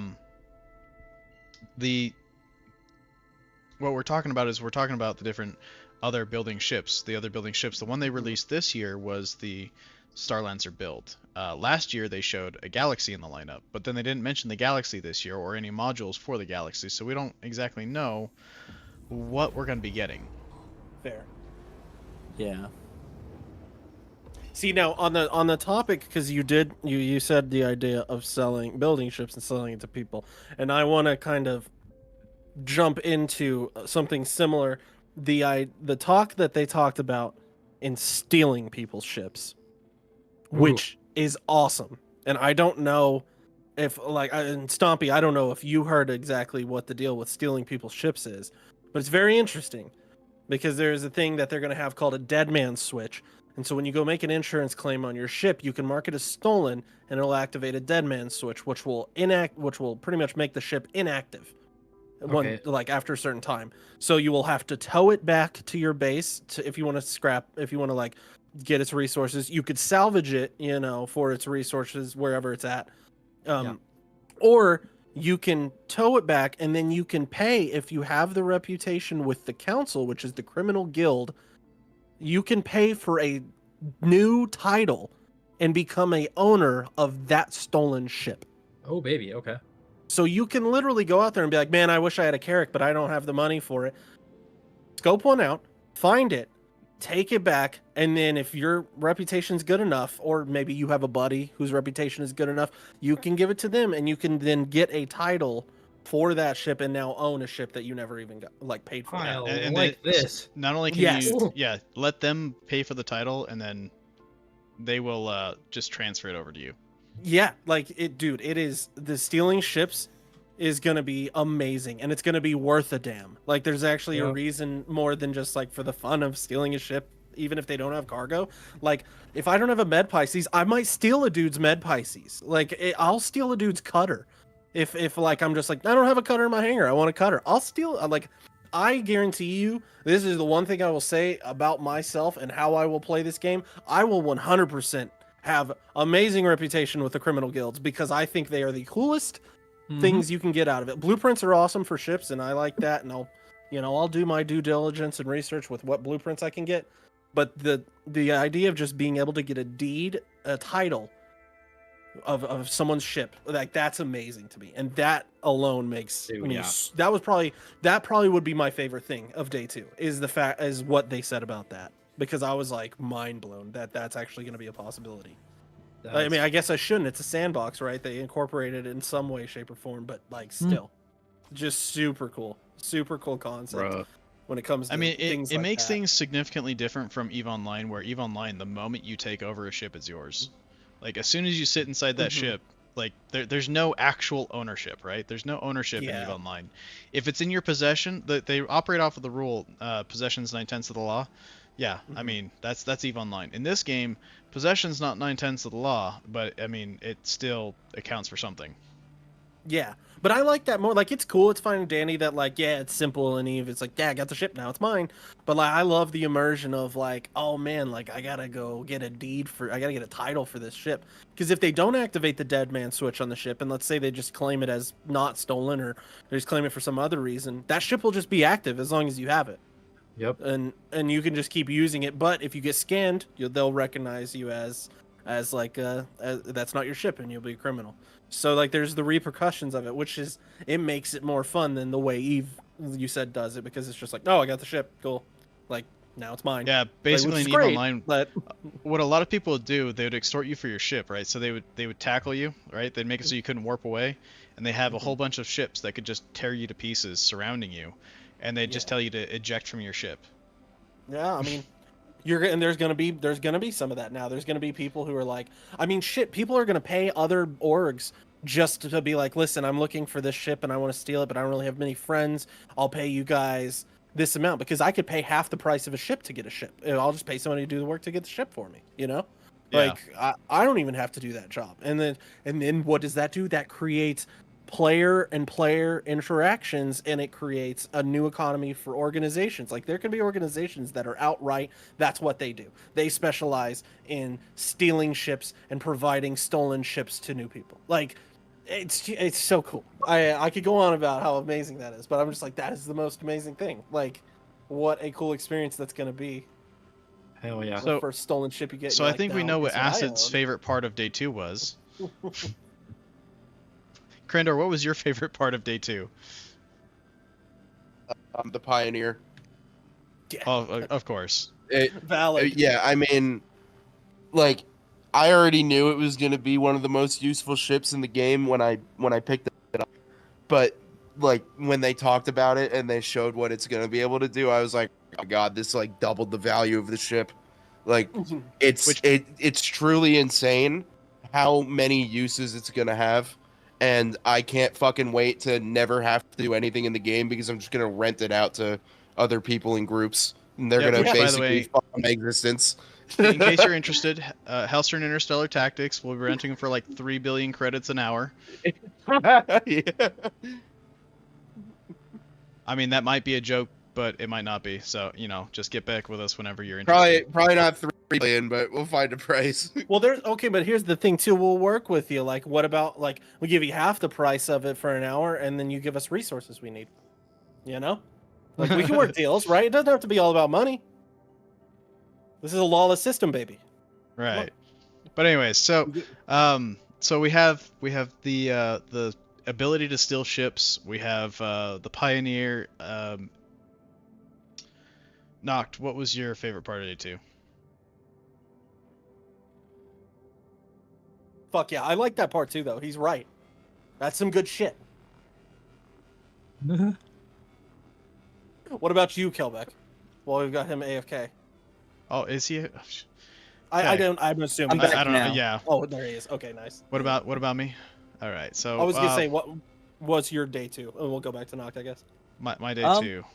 Yeah, your day 2 favorite. Yeah. All right. Well, let's see. My favorite in day 2. Honestly, it's so hard to pick. Like I'm the kind of person, like I run an organization that does a lot of bad things, but at the same time, I'm also a creator. I like to be the person that builds something up. So I don't just like to destroy, although that is fun too. I was about to say you don't. Shh, quiet.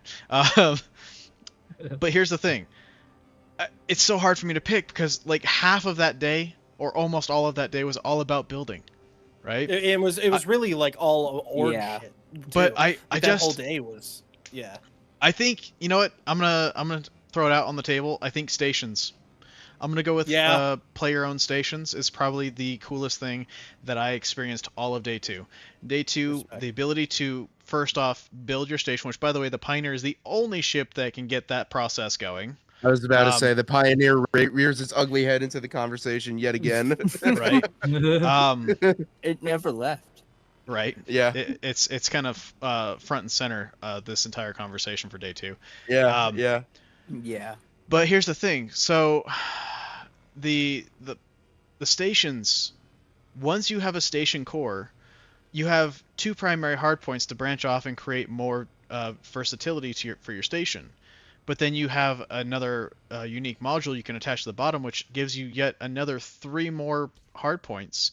So a total of 5 primary hardpoints that you can create extra things for your station, whether that be hangars, storage, refining, anything. Any of that is on that. But the best part about the whole station is traversable via a vehicle. I can get in my little golf cart and I can go from one end of the station to the other. Yeah. I love that. It gives me airport vibes. I'm like, I'm the handicapped at airport. We got to get the racer pulses in there, and then Dude, yes. that'll be what we use to get around. No guns. We just get the racing pulses, and then that's it. I don't know, you know man. what? Do you know how many people are gonna die aboard our station doing that shit? Hey, that's on them. Skill They'll probably issue. fucking blow up the station with how many people will die. Nah, they won't. I don't know, man. I mean, those things are pretty. I don't know, maybe. They said the outside was near indestructible, but I don't know about the inside. It might be a lot softer. Exactly. Nah, it'll be fine. Could you imagine hearing the first org that blew up their station from the inside by blowing something up inside the hangar? Sounds like some shit we would do. You know what would be fun if, like, you know how you connect multiple stations in an array? What? You can? Yeah. Oh my god! What if you set up a race course inside the station? Yeah, I believe I already have a feeling Atmo Esports is already thinking about this. Yeah. But yeah, no, I mean, if they haven't, we're gonna go to Atmo Esports and be like, hey, we got a station, we got a course for you. You can use it, but it's our idea. Yeah. We are now one of your sponsors. Right. Station ranting brought to you by Hellster and Interstellar Tactics. You got to be tactical about your turns, man. You got to know your lefts from your rights and your rights from your lefts, whether it's shallow or deep. I mean, come on, guys. Gotta gauge your one of speed. us- And then what? And then just randomly, you'll have one of us just shooting at the racers. Yeah, no, we'll be in the race. No, station and, like, defenses. We'll have Yes. pulses. We'll have pulses with the guns on the front, and we'll just be chasing them. Yes. Station defenses.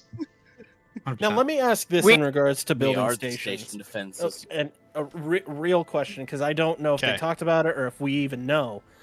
Can you build a station for someone else? Like, could we outsource our station building ability? Technically, Two peop- I'd imagine yes.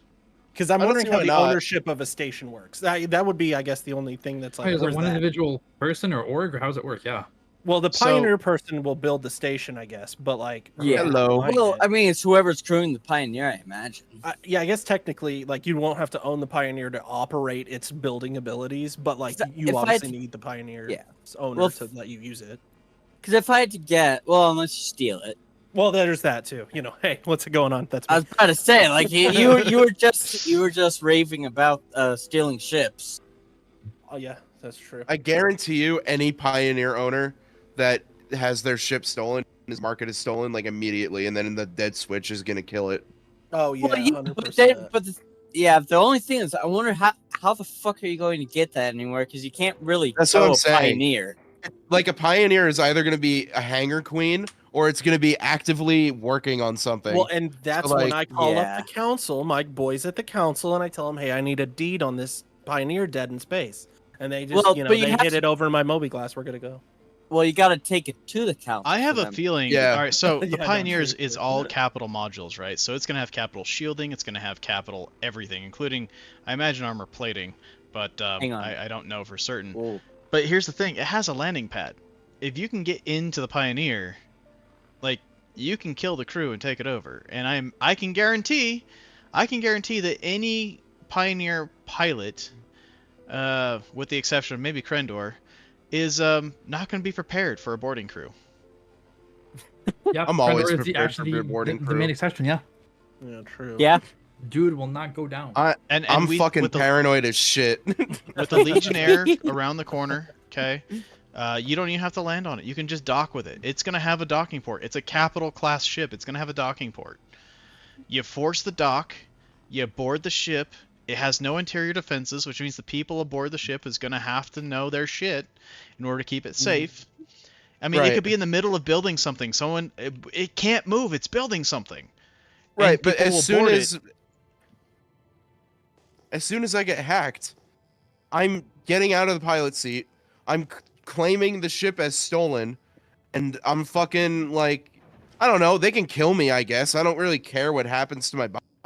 Like, they're gonna have to beat that timer. That ship is not gonna fly fast.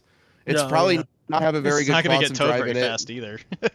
It's You- probably not gonna get if it's towed at gonna- all. If I Yeah, exactly. Like with how fucking like impossible it is to tow, like even a fucking mean, hammerhead. We tried towing a reclaimer one time, and we pulled like 13 meters a second, and that was it. yeah. You're better off So like trying you to don't, fly you it. don't even need to fight borders. All you need to do is as soon as you get hacked and you can't control your ship anymore, claim it as stolen. That's it. Yeah. Because that starts the timer, and then they still have to kill your crew off. Mm-hmm. Yeah, but that would suck if you claimed it as stolen, and then the dead man switch hit, and then you fully cleared everyone off the ship. And you're Yeah, like, but well, you'll probably. I mean, there's also fucking that time of ship getting to the fraud. place to claim it as stolen. I highly doubt you'll be able to claim your ship as stolen from in your ship. You'll have to be at a I'm terminal. saying that too. somewhere. Yeah. How's that gonna work? You'll have to Yeah, go to we- a terminal to claim it, which is Yeah. I mean, we the don't death know. and spawning in. How- No, they said you could do it from your Moby Glass. Huh. Oh, from your Moby Glass. Interesting. Okay, cool. I didn't hear that. Kinda, That I makes guess like sense then. freezing a Fair. card. I mean, it Or- does make sense to do it from your Moby Glass. Yeah, That's it's fair. exactly mean, like freezing a credit card. I mean, let's Nice. be real. There's a lot of things that make sense from doing it from your Moby Glass. I don't know why we can't buy fucking guns remotely from a store. And then we pick them up. Well, okay, Well, 'cause but then we need to then have you a know, switch here's to an why, because FSL. it takes away from immersion. As soon as you let people just buy all the stuff they need, nobody's going to a store to. What are you immerse talking themselves in the about? game. That's not a. Takes You away still from. have to go I pick can it get up. on right now. Here, hold on. I have a third screen. Let me just go to Amazon.com. You Okay. can't buy a gun from Amazon. Watch me. Okay, but you're not. Nobody wants to get immersed in real I can life. buy a We're all 3D trying to printer. escape real life. That's why we fucking play Yeah. video games. I could buy a 3D printer and then print a gun. Yeah, true. Well, you can only print some of the components, like No. barrel. Good fucking. Well, I mean, I guess you get a metal. They No. have metal printer. 3D printers. You can print you everything. could print anything. Yeah. And Now, and can you even own at and that, legally have that thing once you printed it? That's up for debate. even at that, there are STL files out there of guns that are completely made from plastic. I mean, true. I guess if it like for depending on the use case, as long as it fires once. Well, yeah. But the main thing is whether or not it blows up in your face. They don't. So Plastic those shrapnel's plastic a lot guns- easier to deal with. Those plastic guns are a real problem because they are highly lethal and they're kind of undetectable in most security systems. Mm. Touche. But It's like like, if it's you so how if, about- if how you about that download that Gemini, STL, huh? So The how moment you about that download it, Gemini, you're getting put on a. Oh, The moment you Gemini? download it, you're getting put on a fucking watch list. Yeah, that's exactly what I was gonna say. Like, you're on as soon as you download that. I mean, let's be honest. I'm on several watch lists already. It's not hard to do these days. Get a knock at the front door from some woman with a badge. Hi, I'm Rebecca Juarez with the ATF. We were going to talk to you fuck. today about your bump stocks. Dude, Uh, if you her you ain't last shooting name's my Juarez, dog you're fucked today. regardless. I would have to ask the question. Bump stocks? You mean those stocks that I just kind of like try and bump the value on and then sell them off later? Yeah, man, buy the dip. You mean the stocks I do my cocaine off of? That I take my bumps from? What? Telling I'm sorry. ATF agents I do blow. I mean, they're the alcohol, tobacco, and firearms agency. They don't deal with cocaine. Yeah, they're not the fucking DEA. Get out of my property. But yeah, how about that Genesis? Oh yeah. Oh yeah, nah, fucking excited for Genesis. Genesis. But Dude, okay, what about But back to day did two. you ask Noct his favorite day 2? No, I didn't. No. Okay, so I Noct, mean, I what did, about- but he didn't answer like a jerk. Yeah, he was No, gone. you didn't, because Acid took over while No, no, because no, I no, was no, safe. no. No, I did he ask asked you. and Just it was because you weren't quiet. here to answer Oh, Yeah, doesn't yeah. mean crap. well, shit. But yeah, what about you, Noct? Hang on, let me pull my We still notes got back one more up. after knock too. Yes. Oh yeah. Don't think you're out of this. I think my biggest thing, honestly, other than obviously the whole station building and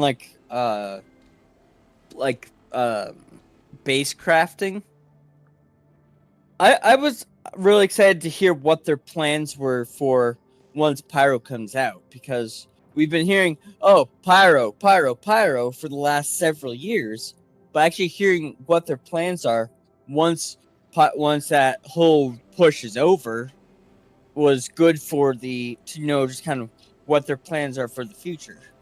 So you're excited for Castra, is what I'm surmising. No, I'm more excited to finally see Levski again. I'm Oh, extremely okay, excited for. next.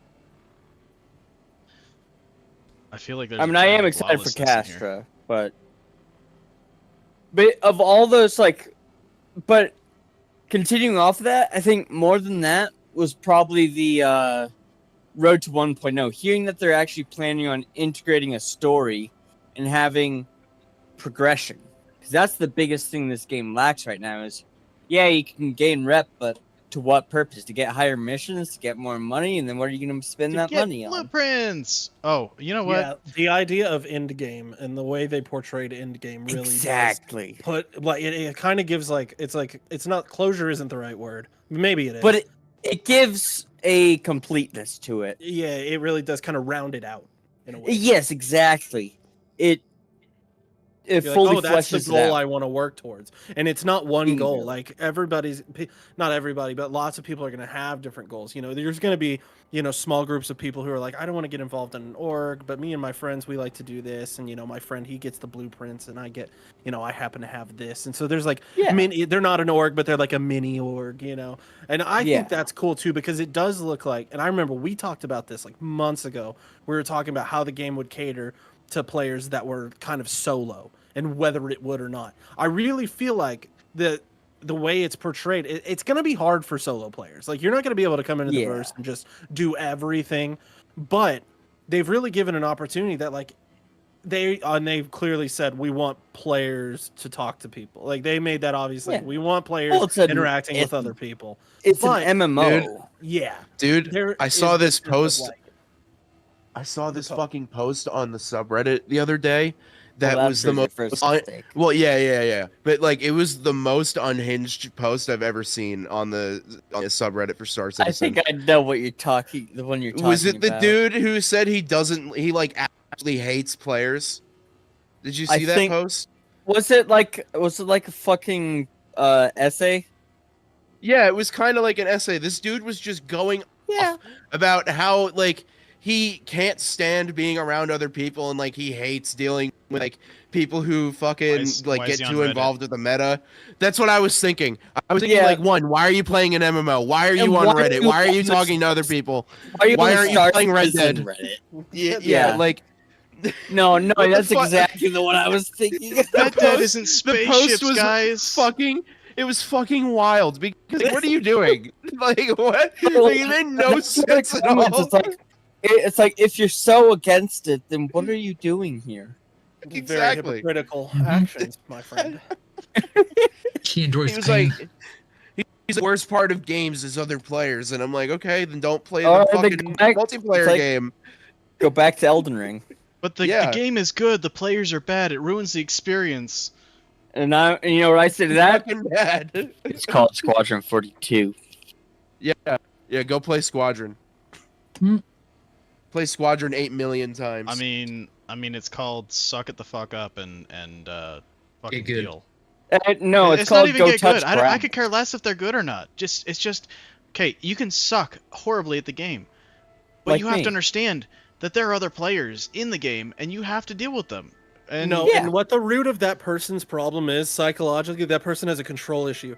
That Either person that or- doesn't, that person Yep. doesn't Yeah. like that they can't control every aspect of what's going on, and Then so they're they like, probably- "Well, I can't. That's out of my hands, so I don't like that."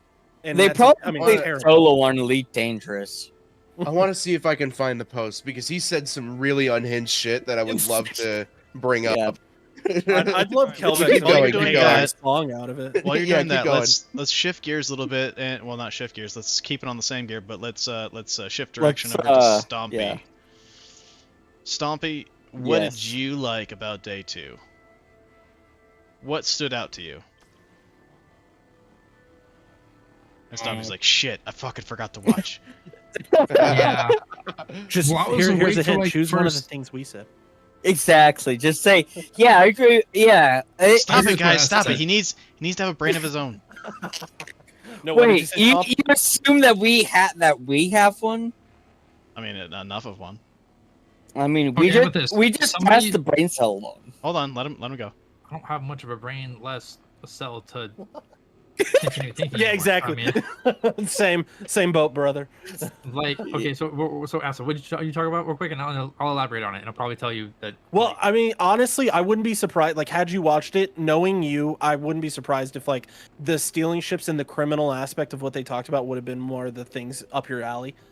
Just because of like stealing ships and pirating people, something we both have done a lot of, and the things that really kind of lend to that nature is probably the shit you would be interested in if you watched it.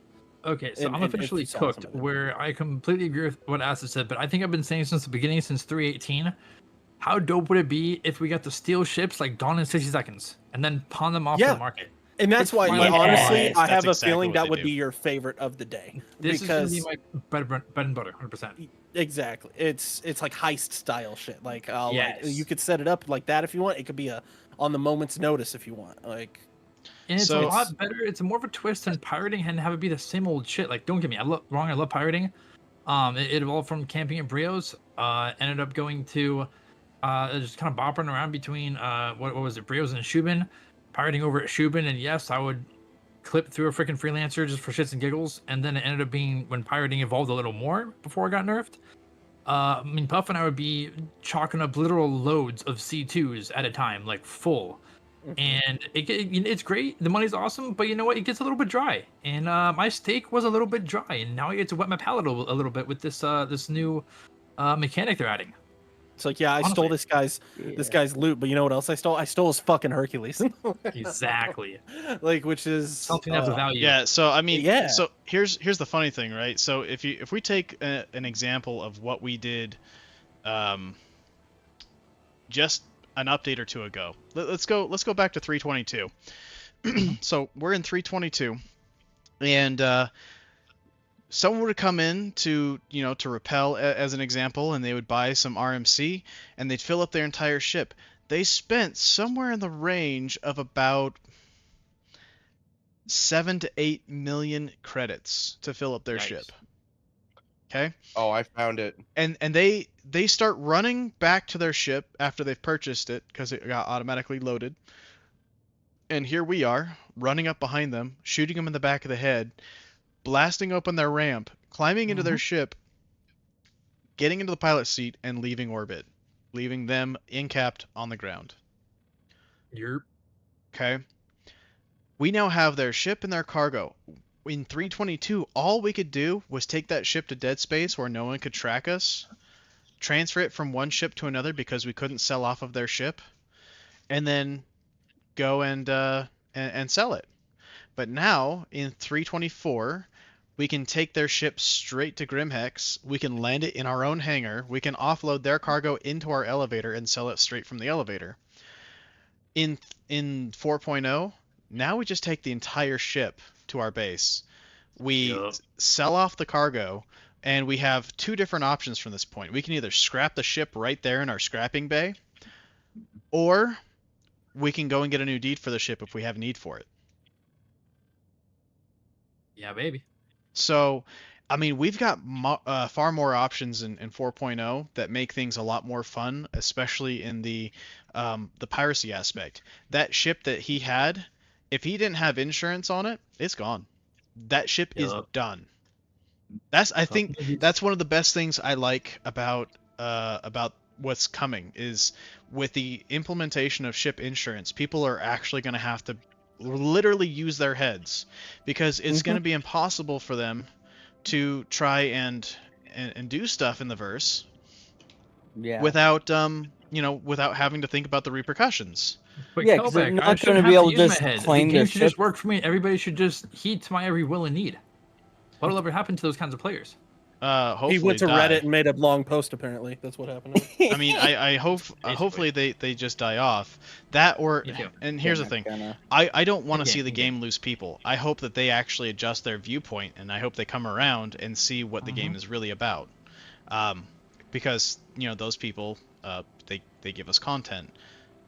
Whether they choose to join us or choose to oppose us, that's on them. But it's content nonetheless, right? So if they leave the game, we lose the content. But the thing is, that's what the game has been meant to be the entire time. So if they have a problem with that, then they should just stop playing now.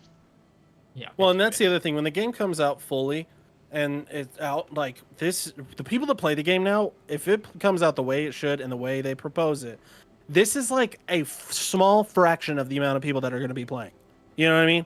There are going to be so many people interested in what it is once it's finally out and not like a kind of running joke in the gaming community, the way people do look at Star Citizen. It'll come out and you're going to have people who play GTA RP that are going to take interest. You're going to have like shooter gamers that take interest. You're going to have sports gamers that take interest. It's going to draw on a lot of people from a lot of different areas that are definitely going to be okay with the PvP aspect. They're not going to they're going to be like, yeah, I'm interested in the idea that people could do this to me and that like it might make my day suck. But because they like that experience.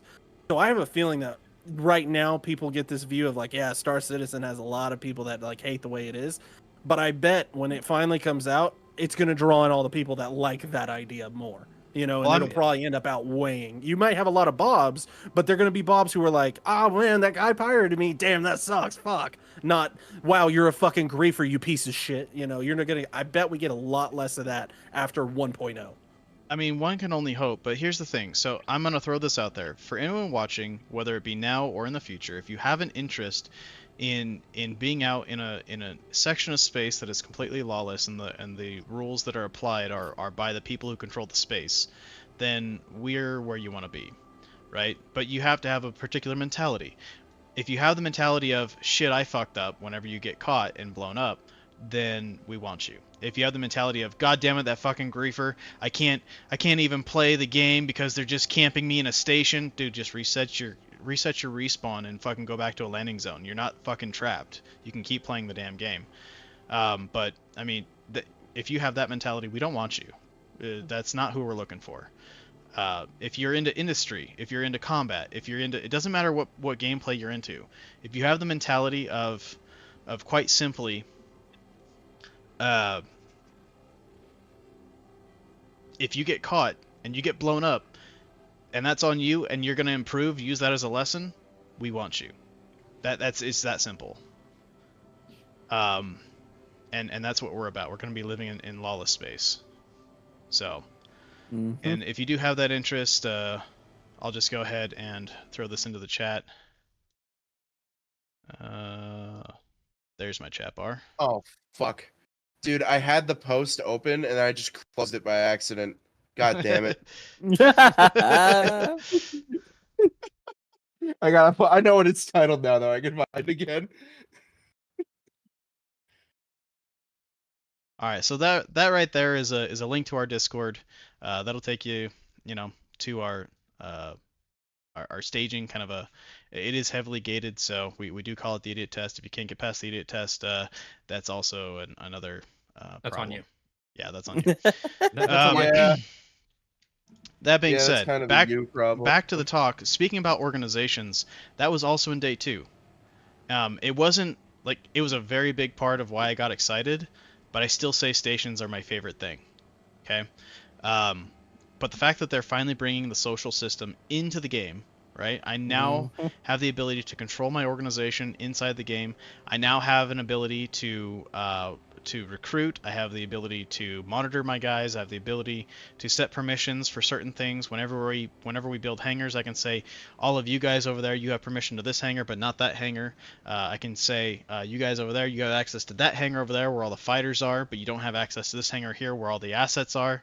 The main materials and stuff for building, because you don't need access to that. And honestly, the fighters are going to be like, yeah, that makes sense. I don't want to access that shit anyways. Unless you have ulterior motives, in which case we're going to quickly find out and, give you the boot. Yeah. But that being said, org colors, org logo, on our ships, on our armor, on our clothes. On our bases. Fucking love it. On our bases, on our stations, And on our even. space stations. Yes. On everything. We can now customize everything to our heart's content. We've been asking And I for this tattoo it for on me, literal though. years, and not just Star Citizen, guys, not just Star Citizen. We've been asking for this stuff from every MMO that has ever existed. Ever. We've been asking for unique ways to individualize ourselves away from other organizations and show our pride and our support for the group that we have founded and built up or are part of, right? Star Citizen is probably one of the first, there's others that I'm not aware of, I'm sure, but one of the first to give us the ability to apply that to everything. I wouldn't be surprised if we could put it on our guns, right? If we can put it on our armor, and we can put it on our clothes. Oh, my camera's messing up, I just realized, I saw that. Anyways, a little laggy on the camera, no big deal. Yeah, it's fine. If we can put it on our clothes and our armor and our ships, I have no doubt we could probably even brand our guns. Yeah. And if they haven't thought of that, CIG, there you go. Make it happen.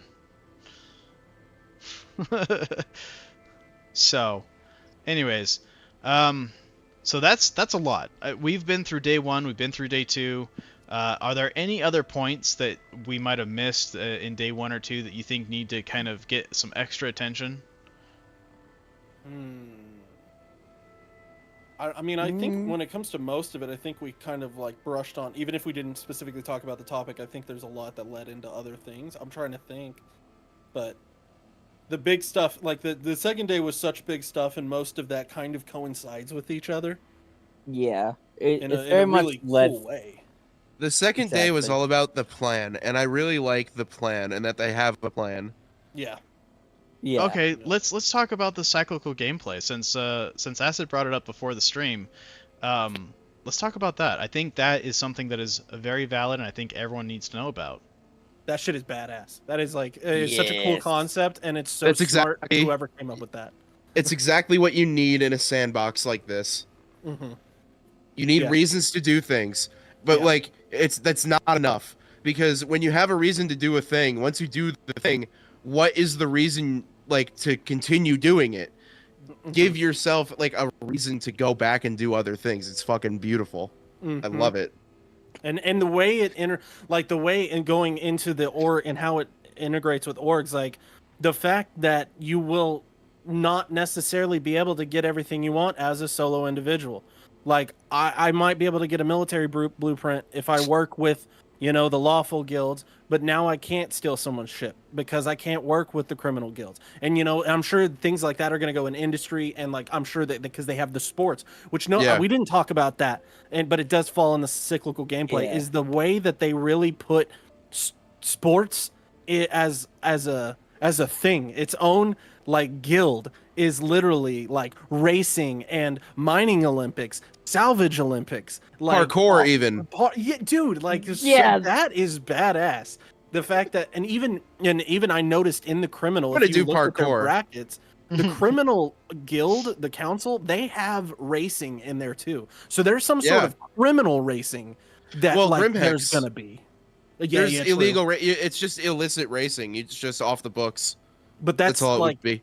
that I love how they kind of dictated that as like we've got this is if you want to do sports, and I bet anything when you get to a high level you probably get blueprints to make race ships, which Yeah. is like not gonna Or be like, as big, but still like that's badass. Or like for on foot stuff, like you could make clothing or armor that like not necessarily enhances your ability, but like gives you more, like a little bit more wiggle room.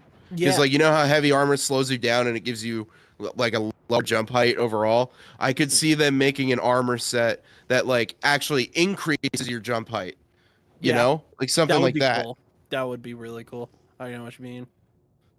But the cyclical gameplay and the way it goes and ties into a main story, and like the way he described it as like a backbone or I think he said nervous system of the Yes. game is like such a great explanation of it, because it really is. It's like this is what tells you to go do other things and why you would want to do these things. Like it's more than just money, like he was saying earlier, or just for fun. Like I need the blueprint, and once I have this blueprint, I can sell it to people. I can give it to my org. I can use it myself. That makes me. I think about this question now saying this.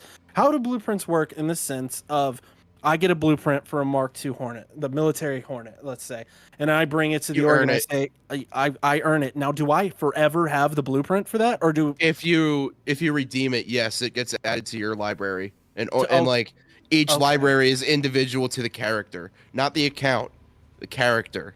see? And then that makes me think I think that they should put some sort of like X amount of limit on blueprint, like a blueprint, like, and I know that in real life this Like isn't you the can way only it have works. so many blueprints in Yeah. your library. Not necessarily only so many blueprints, but you can only make X amount of Mark II Hornets until you need a fresh blueprint. You know what I mean? So to give a reason to go back and need the new blueprint, because it's like, because what you Well- said is like a reason to go back. Once I've got a Mark II Hornet blueprint, if I have it forever, I never need to go back and do the stuff. Well, no, again. what you do is you sell it to someone who doesn't want to do that gameplay loop, but wants to make the Hornet. No, you're right. That's No. exactly it. Actually, yeah. Yeah. That makes sense. So like you'll have people that like do naval missions to get specialty ship blueprints like that, and then they'll turn around and be like, well, I don't have any fabrication ability or like know-how or drive to do it. Let me go find an org that does want to fabricate it, doesn't have the blueprint, and then I could sell it to one of them, and then they can use the blueprint to make the ship. And then once they make it, they could give me one, Yeah. something like that. No, you're completely right. That is Like there is an economy there because the blueprints are like physical things. They're like data pads that you can like redeem basically from what they Okay. showed. That Yeah. that makes sense then. Yeah. That does keep it balanced in that way. I didn't think about the route of like just people there are going to be people who like want it but don't want to work for it. In many Yeah, exactly. aspects of this game. And I'm sure that there'll be ways to earn it multiple times. Like I don't see why there wouldn't be. Yeah, no, and I'm sure they would allow that. But I mean, but that's the funny thing too is like, so there's gonna be a blueprint for like every ship, I'm assuming, like, so you could collect and have a catalog. And it's like, oh well, now I can manufacture every single ship the game has to offer. And like that would be a lot of work, but that's going to be an end goal for somebody, you know, or some org. They're going to be like, possibly our org, but it'd be like, we want to be able to make every single ship there is. We can make it, no problem. Doesn't matter how, doesn't matter when. We can do it because we have all the necessary items. Yeah, and honestly, that's probably going to be a state that our org is going to be in too. So I mean, on top of the unethical activities that we may be involved in, legitimate activities we will also be involved in. Yeah, and like coming from the logistics perspective, I have no interest in getting involved in the illicit activities, just because, on the off chance that we want to do a deal with somebody who is legal, they may not want to work with a criminal, and if they don't care where the items are sourced from, they'll at least, like, you know, care about who they're dealing with. And if I as like the logistics person can come over to them and be like, hey, I know there are people in my org that, you know, are questionable. I keep this side of the clean. Like, me and my guys are citizens. Like, you don't have to worry about our, like, what our activities. Like, we let those who want to be dirty handle that, and we stay clean. Like, you don't have to interact with the dirty people at all. Yeah. We're like, you know, it separate the worlds basically. Like, not that I don't like criminal activities. It's just, as Dr. Krendor, the logistics officer in Hellstern, he's got to stay legal.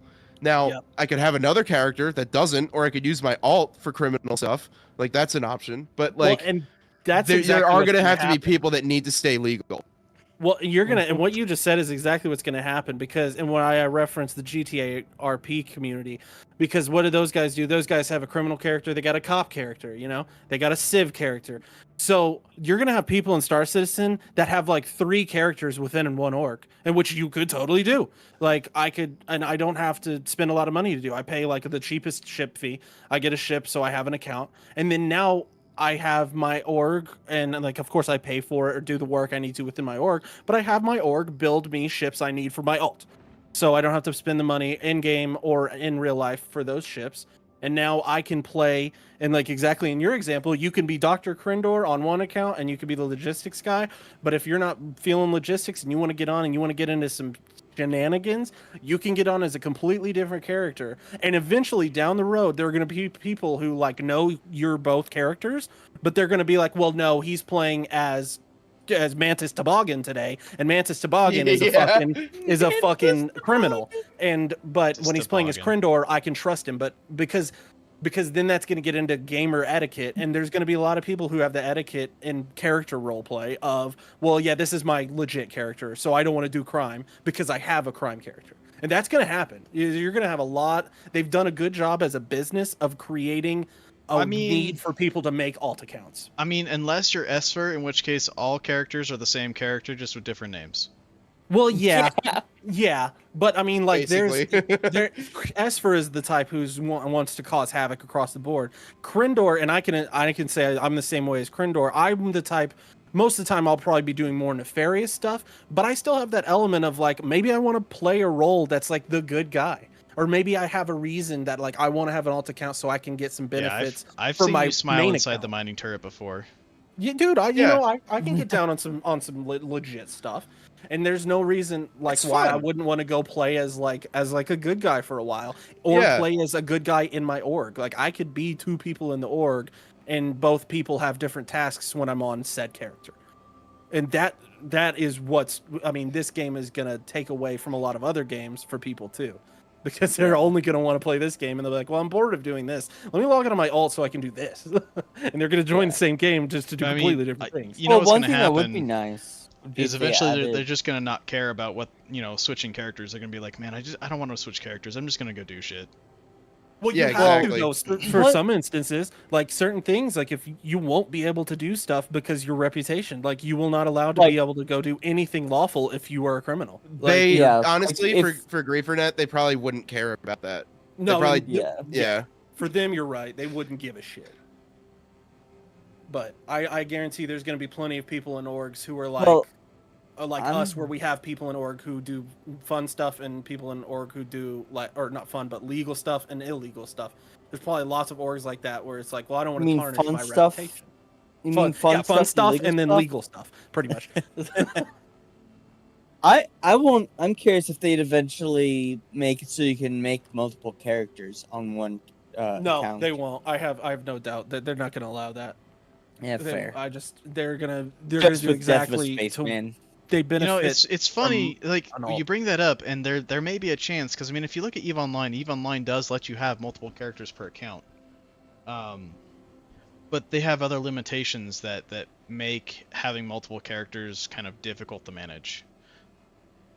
Yeah, no, I mean, maybe if they incorporate that, or that it's like, one account can only have 3 characters. Yeah, that's the Yeah. most you can do, and that, Yeah, that would like be just decently one balanced. lawful, one lawful. I mean, Eve Online only lets you have 3. Well, that's what I said, 3.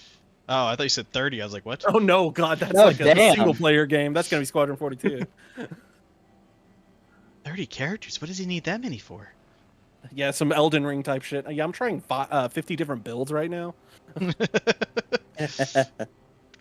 So, well, I don't know. Do you think we've adequately covered CitizenCon and what I think was probably some of the bigger bombshells of the entire thing?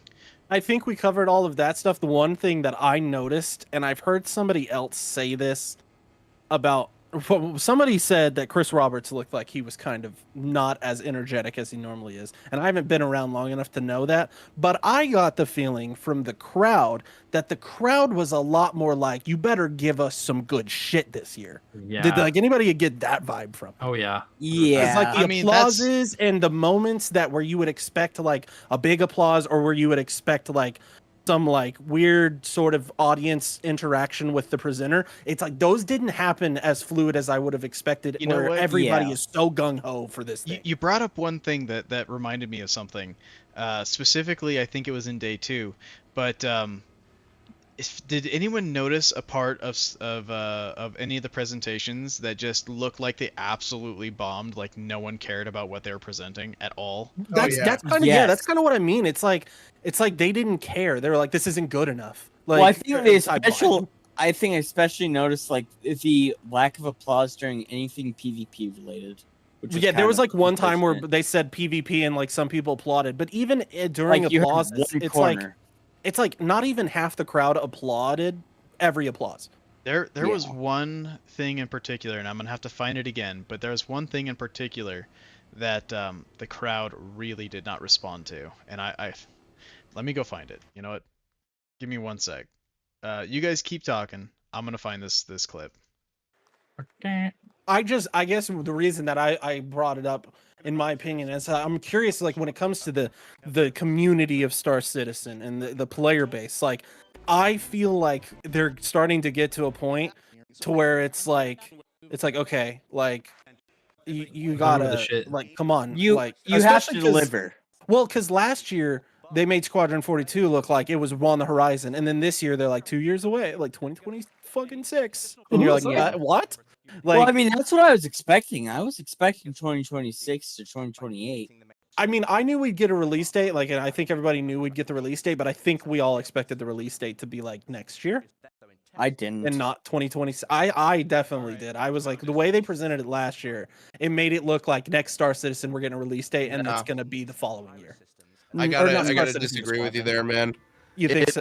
Yeah. Yeah, like when you go and compare last year's little preview to the one that we got this year, you can definitely see the difference in quality just visually. Like Exactly. they're doing a lot of like more camera adjustments and like they're doing polish basically. Like They're you can fine see, tuning it. Yeah, yeah, like you can really see the results of the polish so far.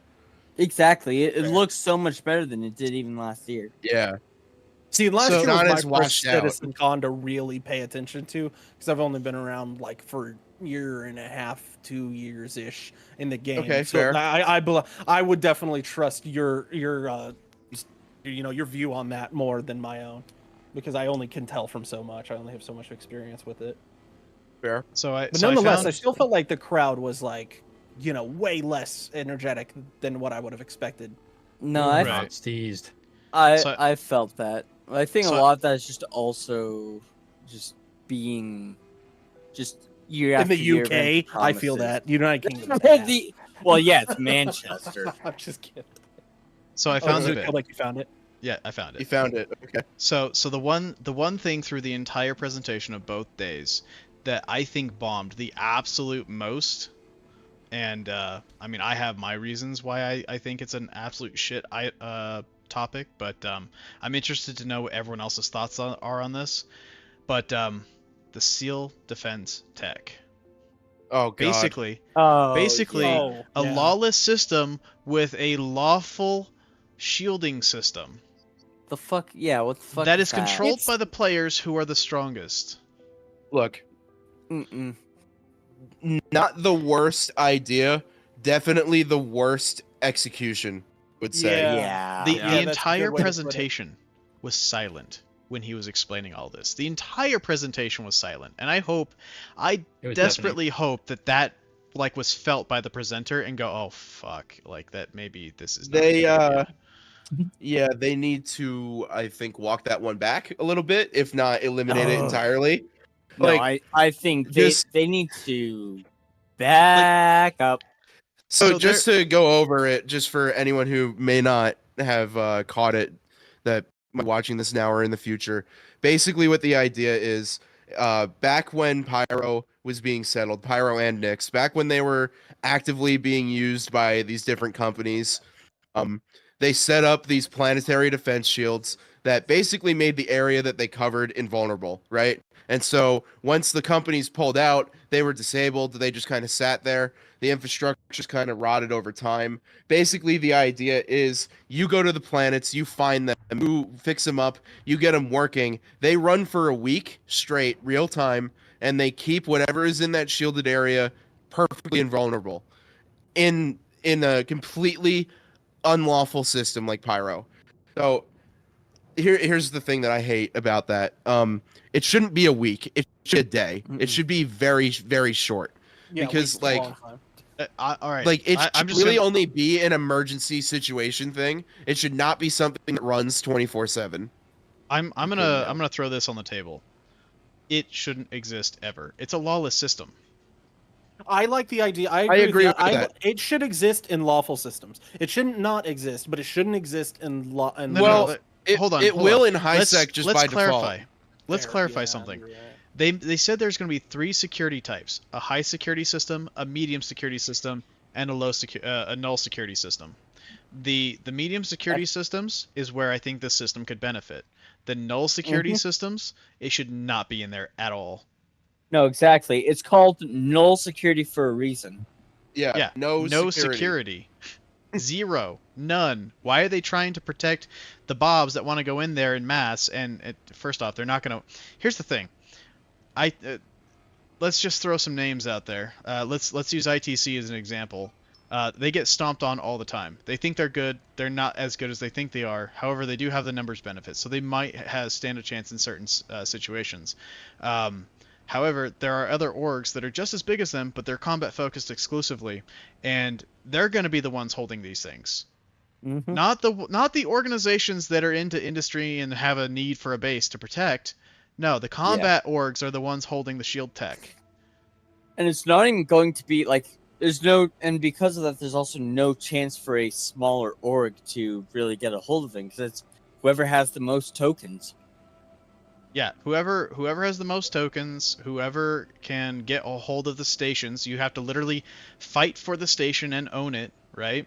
And then you have to get the tokens. So in order to get into those bases, you have to fight at the station, you have to go to the relays, you have to fight at the relays, and then you finally fight down at the base. It's a honestly one of the worst systems I could ever possibly think of.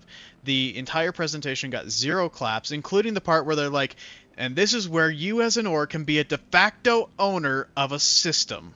And no one That was the dumbest thing. laughed, or no one clapped. No one was like, Yeah. oh yeah, that's a great idea. No one.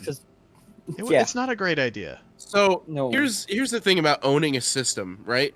Not a bad idea in and of itself. Actually, I think a great idea in and of itself. However, that should be done through your own skill and your own ability as an Yes. org to Yes. maintain control over a system. Yeah, It should let- not come be down to the some magic. gimmick where you just fucking get a system for a week. It's Exactly. stupid. Yeah, Yeah, no, let that's Yeah. let the 100% players, accurate. especially in a system like, all right, you're only launching 5 systems, 5 for the entirety of the 5 launch. orgs.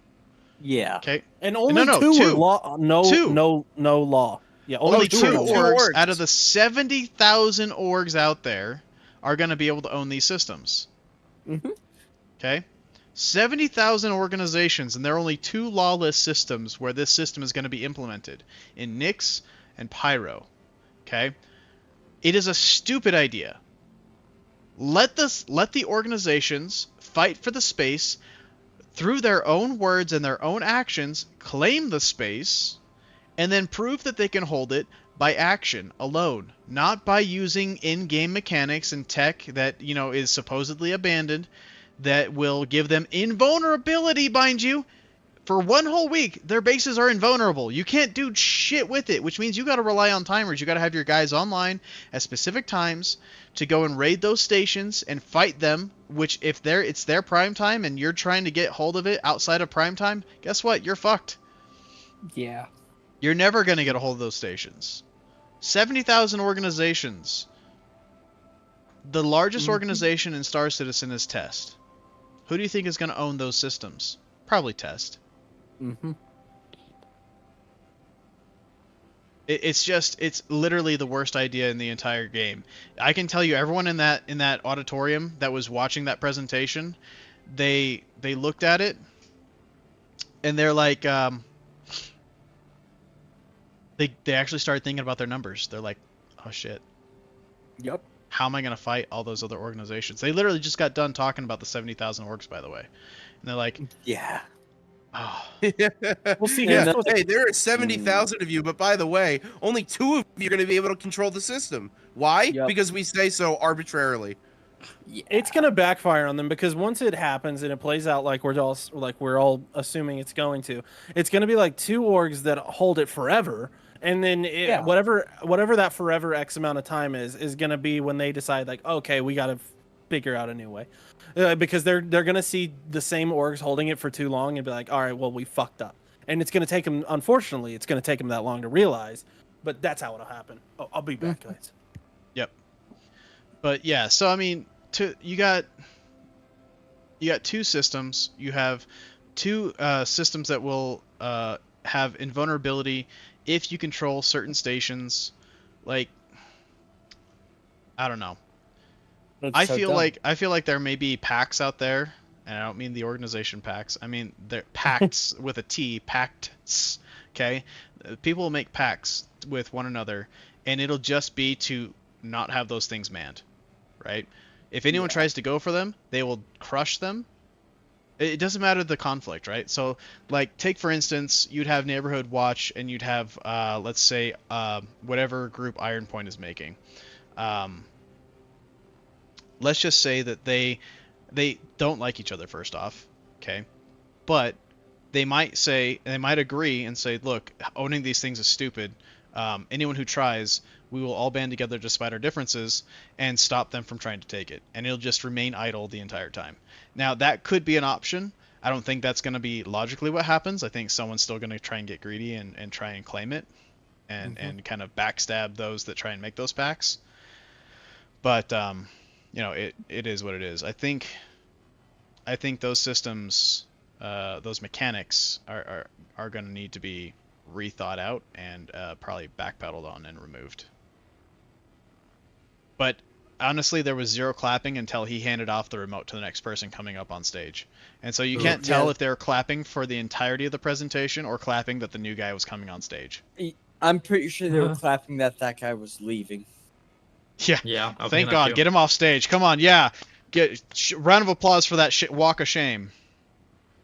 Poor But guy, yeah, no one clapped at any point in that entire presentation. He was up on stage for at least 3 to 5 minutes. I mean, just talking about that system. Actually, no, it was longer than that. It was like, I don't know, 15 minutes.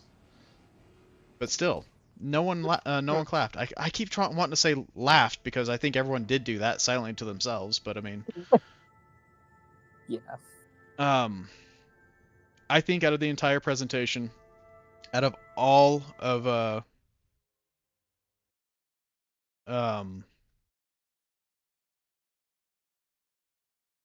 CitizenCon, I think that was literally the worst. Yeah. Out of all of the panels, that was easily the worst. So, I don't know. Maybe it's just my cynical nature talking on that. Maybe it is a good idea to some of them. But if I were to judge the crowd, I would say that they gave their answer right then and there that it was a stupid idea. Because if you look at other presentations, as they're presenting separate sections of their presentation, in the middle of presentations, there are people clapping and cheering, going, yeah! Because, that's fucking awesome. Okay, there were people cheering through the entirety of the station building process. Every single clip that ended, they were clapping. Every single new bit of information, they're like, okay, first you're going to do this, and they clapped at that. And he goes, but wait, you can build it with this. And then they clapped at that. And he goes, but wait, you can now do this. And they clapped at that. Like, literally, the entire station building, everyone was clapping. It was a fantastic presentation. It was probably one of the best segments of the entire thing outside of the organization coming into the game. Or the entire social system coming into the game. Yeah. And that's just my 2 cents. I'll stop ranting there because I could probably rant at this over and over and over again, repeating myself. But I'll stop. I'll stop. Is the sound going for the stream? No. Yeah, like I said, that was from earlier. Well, it's more I'm live and I'm not hearing anything. I can hear it. Okay, then it's probably just my sound settings. I notice when I'm not tabbed into the software, things kind of run choppy, and then when I tab out of the software. That happened in a recent OBS update. You have to be like tabbed in for it to work. I don't know what's up with that. I don't know if that's just my side or if it's just reducing the visuals. It's probably just reducing the load of the visuals it's having to render because I'm not tabbed into it. Well, I could tell. I record my Monday night D&D games just for my group's like own edification, and like whenever I'm not actively like at least having the window up like visible on the desktop, it fucking like doesn't record anything. I don't know why. So maybe you're having a similar issue.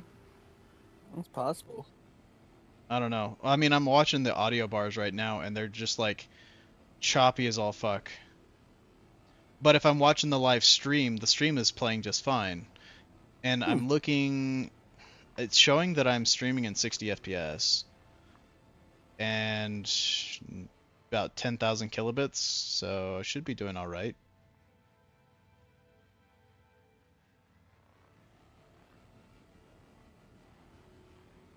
It doesn't show I'm losing any frames, so I mean, there's that. I'm back. Dropped frames at 0%. But yeah, so who's the other person watching? I don't know. I don't know if it counts myself. Yeah.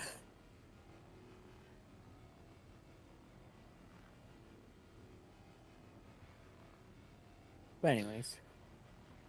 But yeah, so I mean,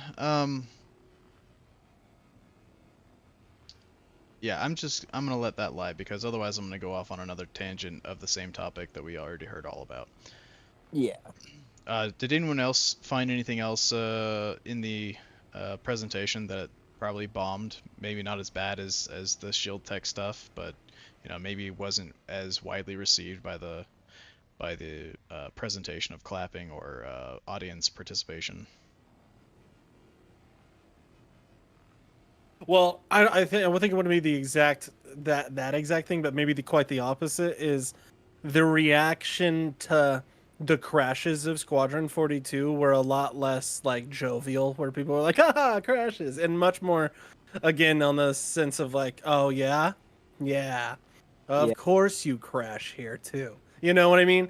Like they didn't like. I feel like that, and you could You almost felt see like it it on was like the way. cynical. Yeah. Like you could see the way Chris responded. Like Chris could tell that the crowd was not happy that there was a crash because he was even very like frantic about it. Like, and I'm sure he would be. He's he's top dog. He wants his baby to look good, but like Yeah. you could just get a sense of like people were like, it wasn't as much of like Star Citizen crashes, typical. It was more of like Star Citizen crashes still, really. And Go figure. that's it's the go figure exactly. Well, I think that's especially prevalent with most recent patch where 30Ks have been reintroduced. Yeah, and that's that's a whole other thing. But I mean, Adds a I whole feel other like kit and that's caboodle. that's probably a big root of it though. Is there's a lot of aggravation and mixed feelings in the Star Citizen community right now. A lot Oh, of it yeah. probably having to do with master modes, but also a lot of it having to do with a lot of changes that are happening. And I'm sure And there's then- always games in development, so it's always changing a lot, month Yeah. to month. But like the Well, like changes especially recently, they've been big. like the recent changes are really big changes, which makes sense. The game's getting closer and closer.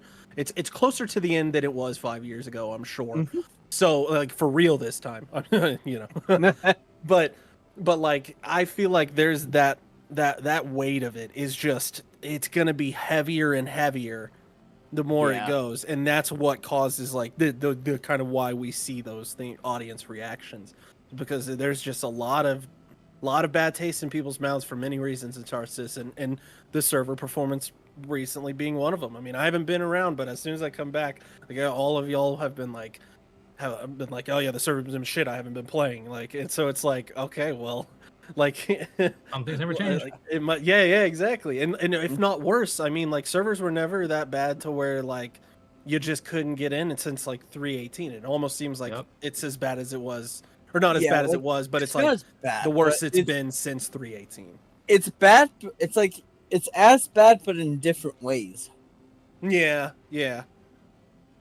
It's and I think it's aggravating because there's a lot of cool stuff that people wish they could take part in. Like, No, exactly. Like I wish I could just try out some of the hauling missions, but every time I try to, either the server goes into recovery or 30Ks. yeah, there's that, and then I mean, like even on the simplest of things, like I noticed when I got back in the first day I played the other day, I was like, man, the game looks more vivid. Like my frames weren't good; they were the same, but like it looks more vivid. Clouds look better, atmospheres look better. Even Grimhex, like I could tell, was performing better, but I'm still getting this weird stutter and it's like these weird problems. That's like I used to get smoother frames at Grimhex, but it was glitchy.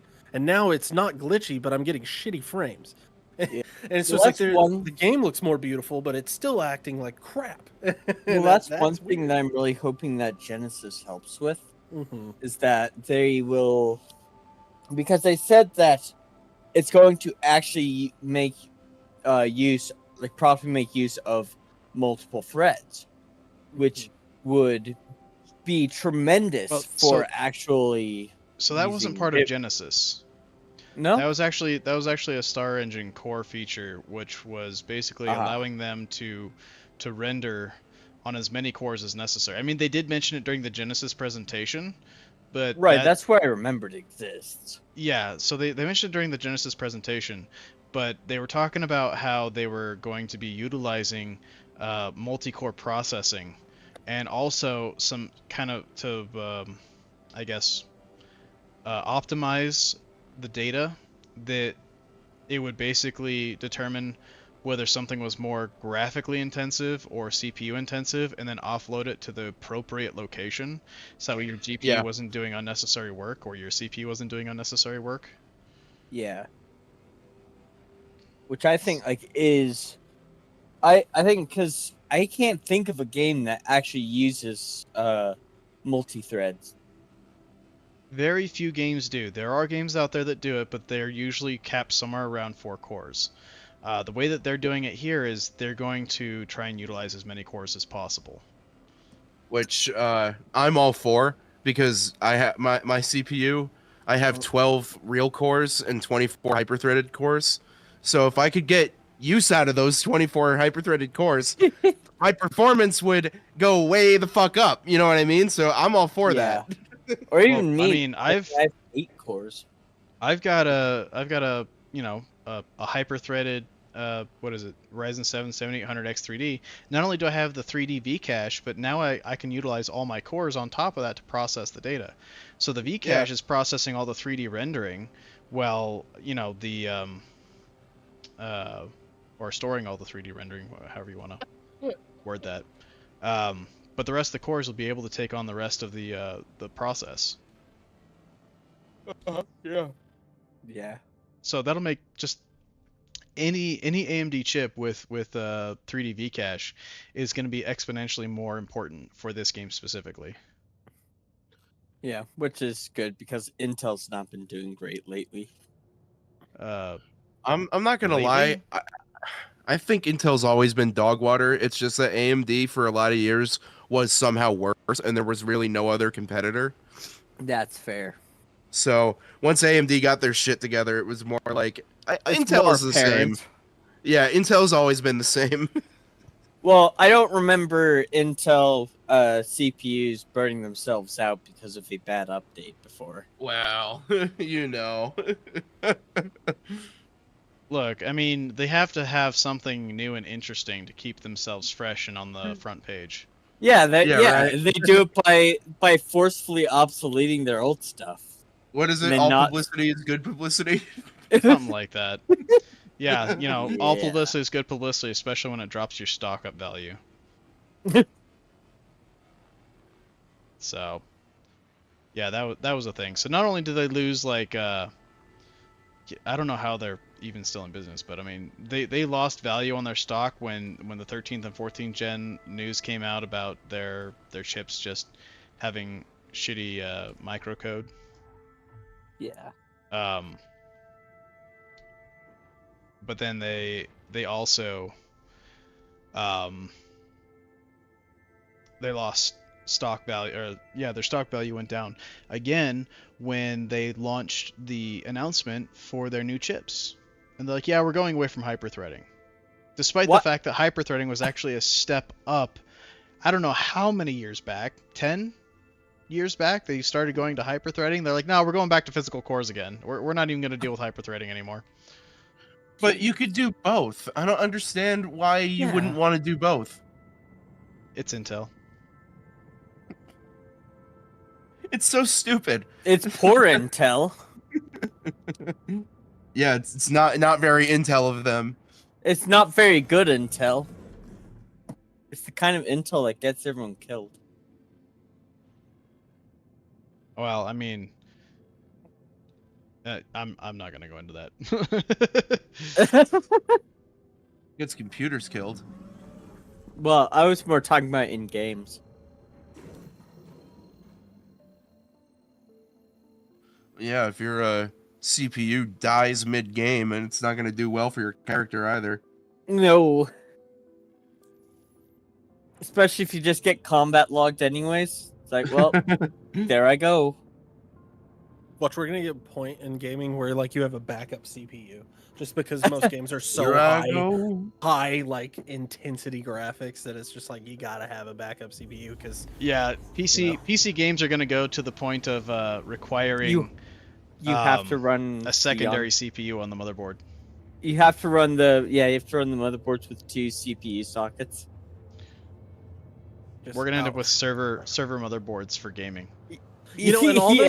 all this performance talk though lends more to like, are they gonna put it on console, or is this shit always not Star Citizen necessarily, maybe, but like Squadron 42? Like, well, didn't Chris There Roberts wasn't there he has wanting been to a put it on a rumor. console? There I has been a imagine rumor they out there would.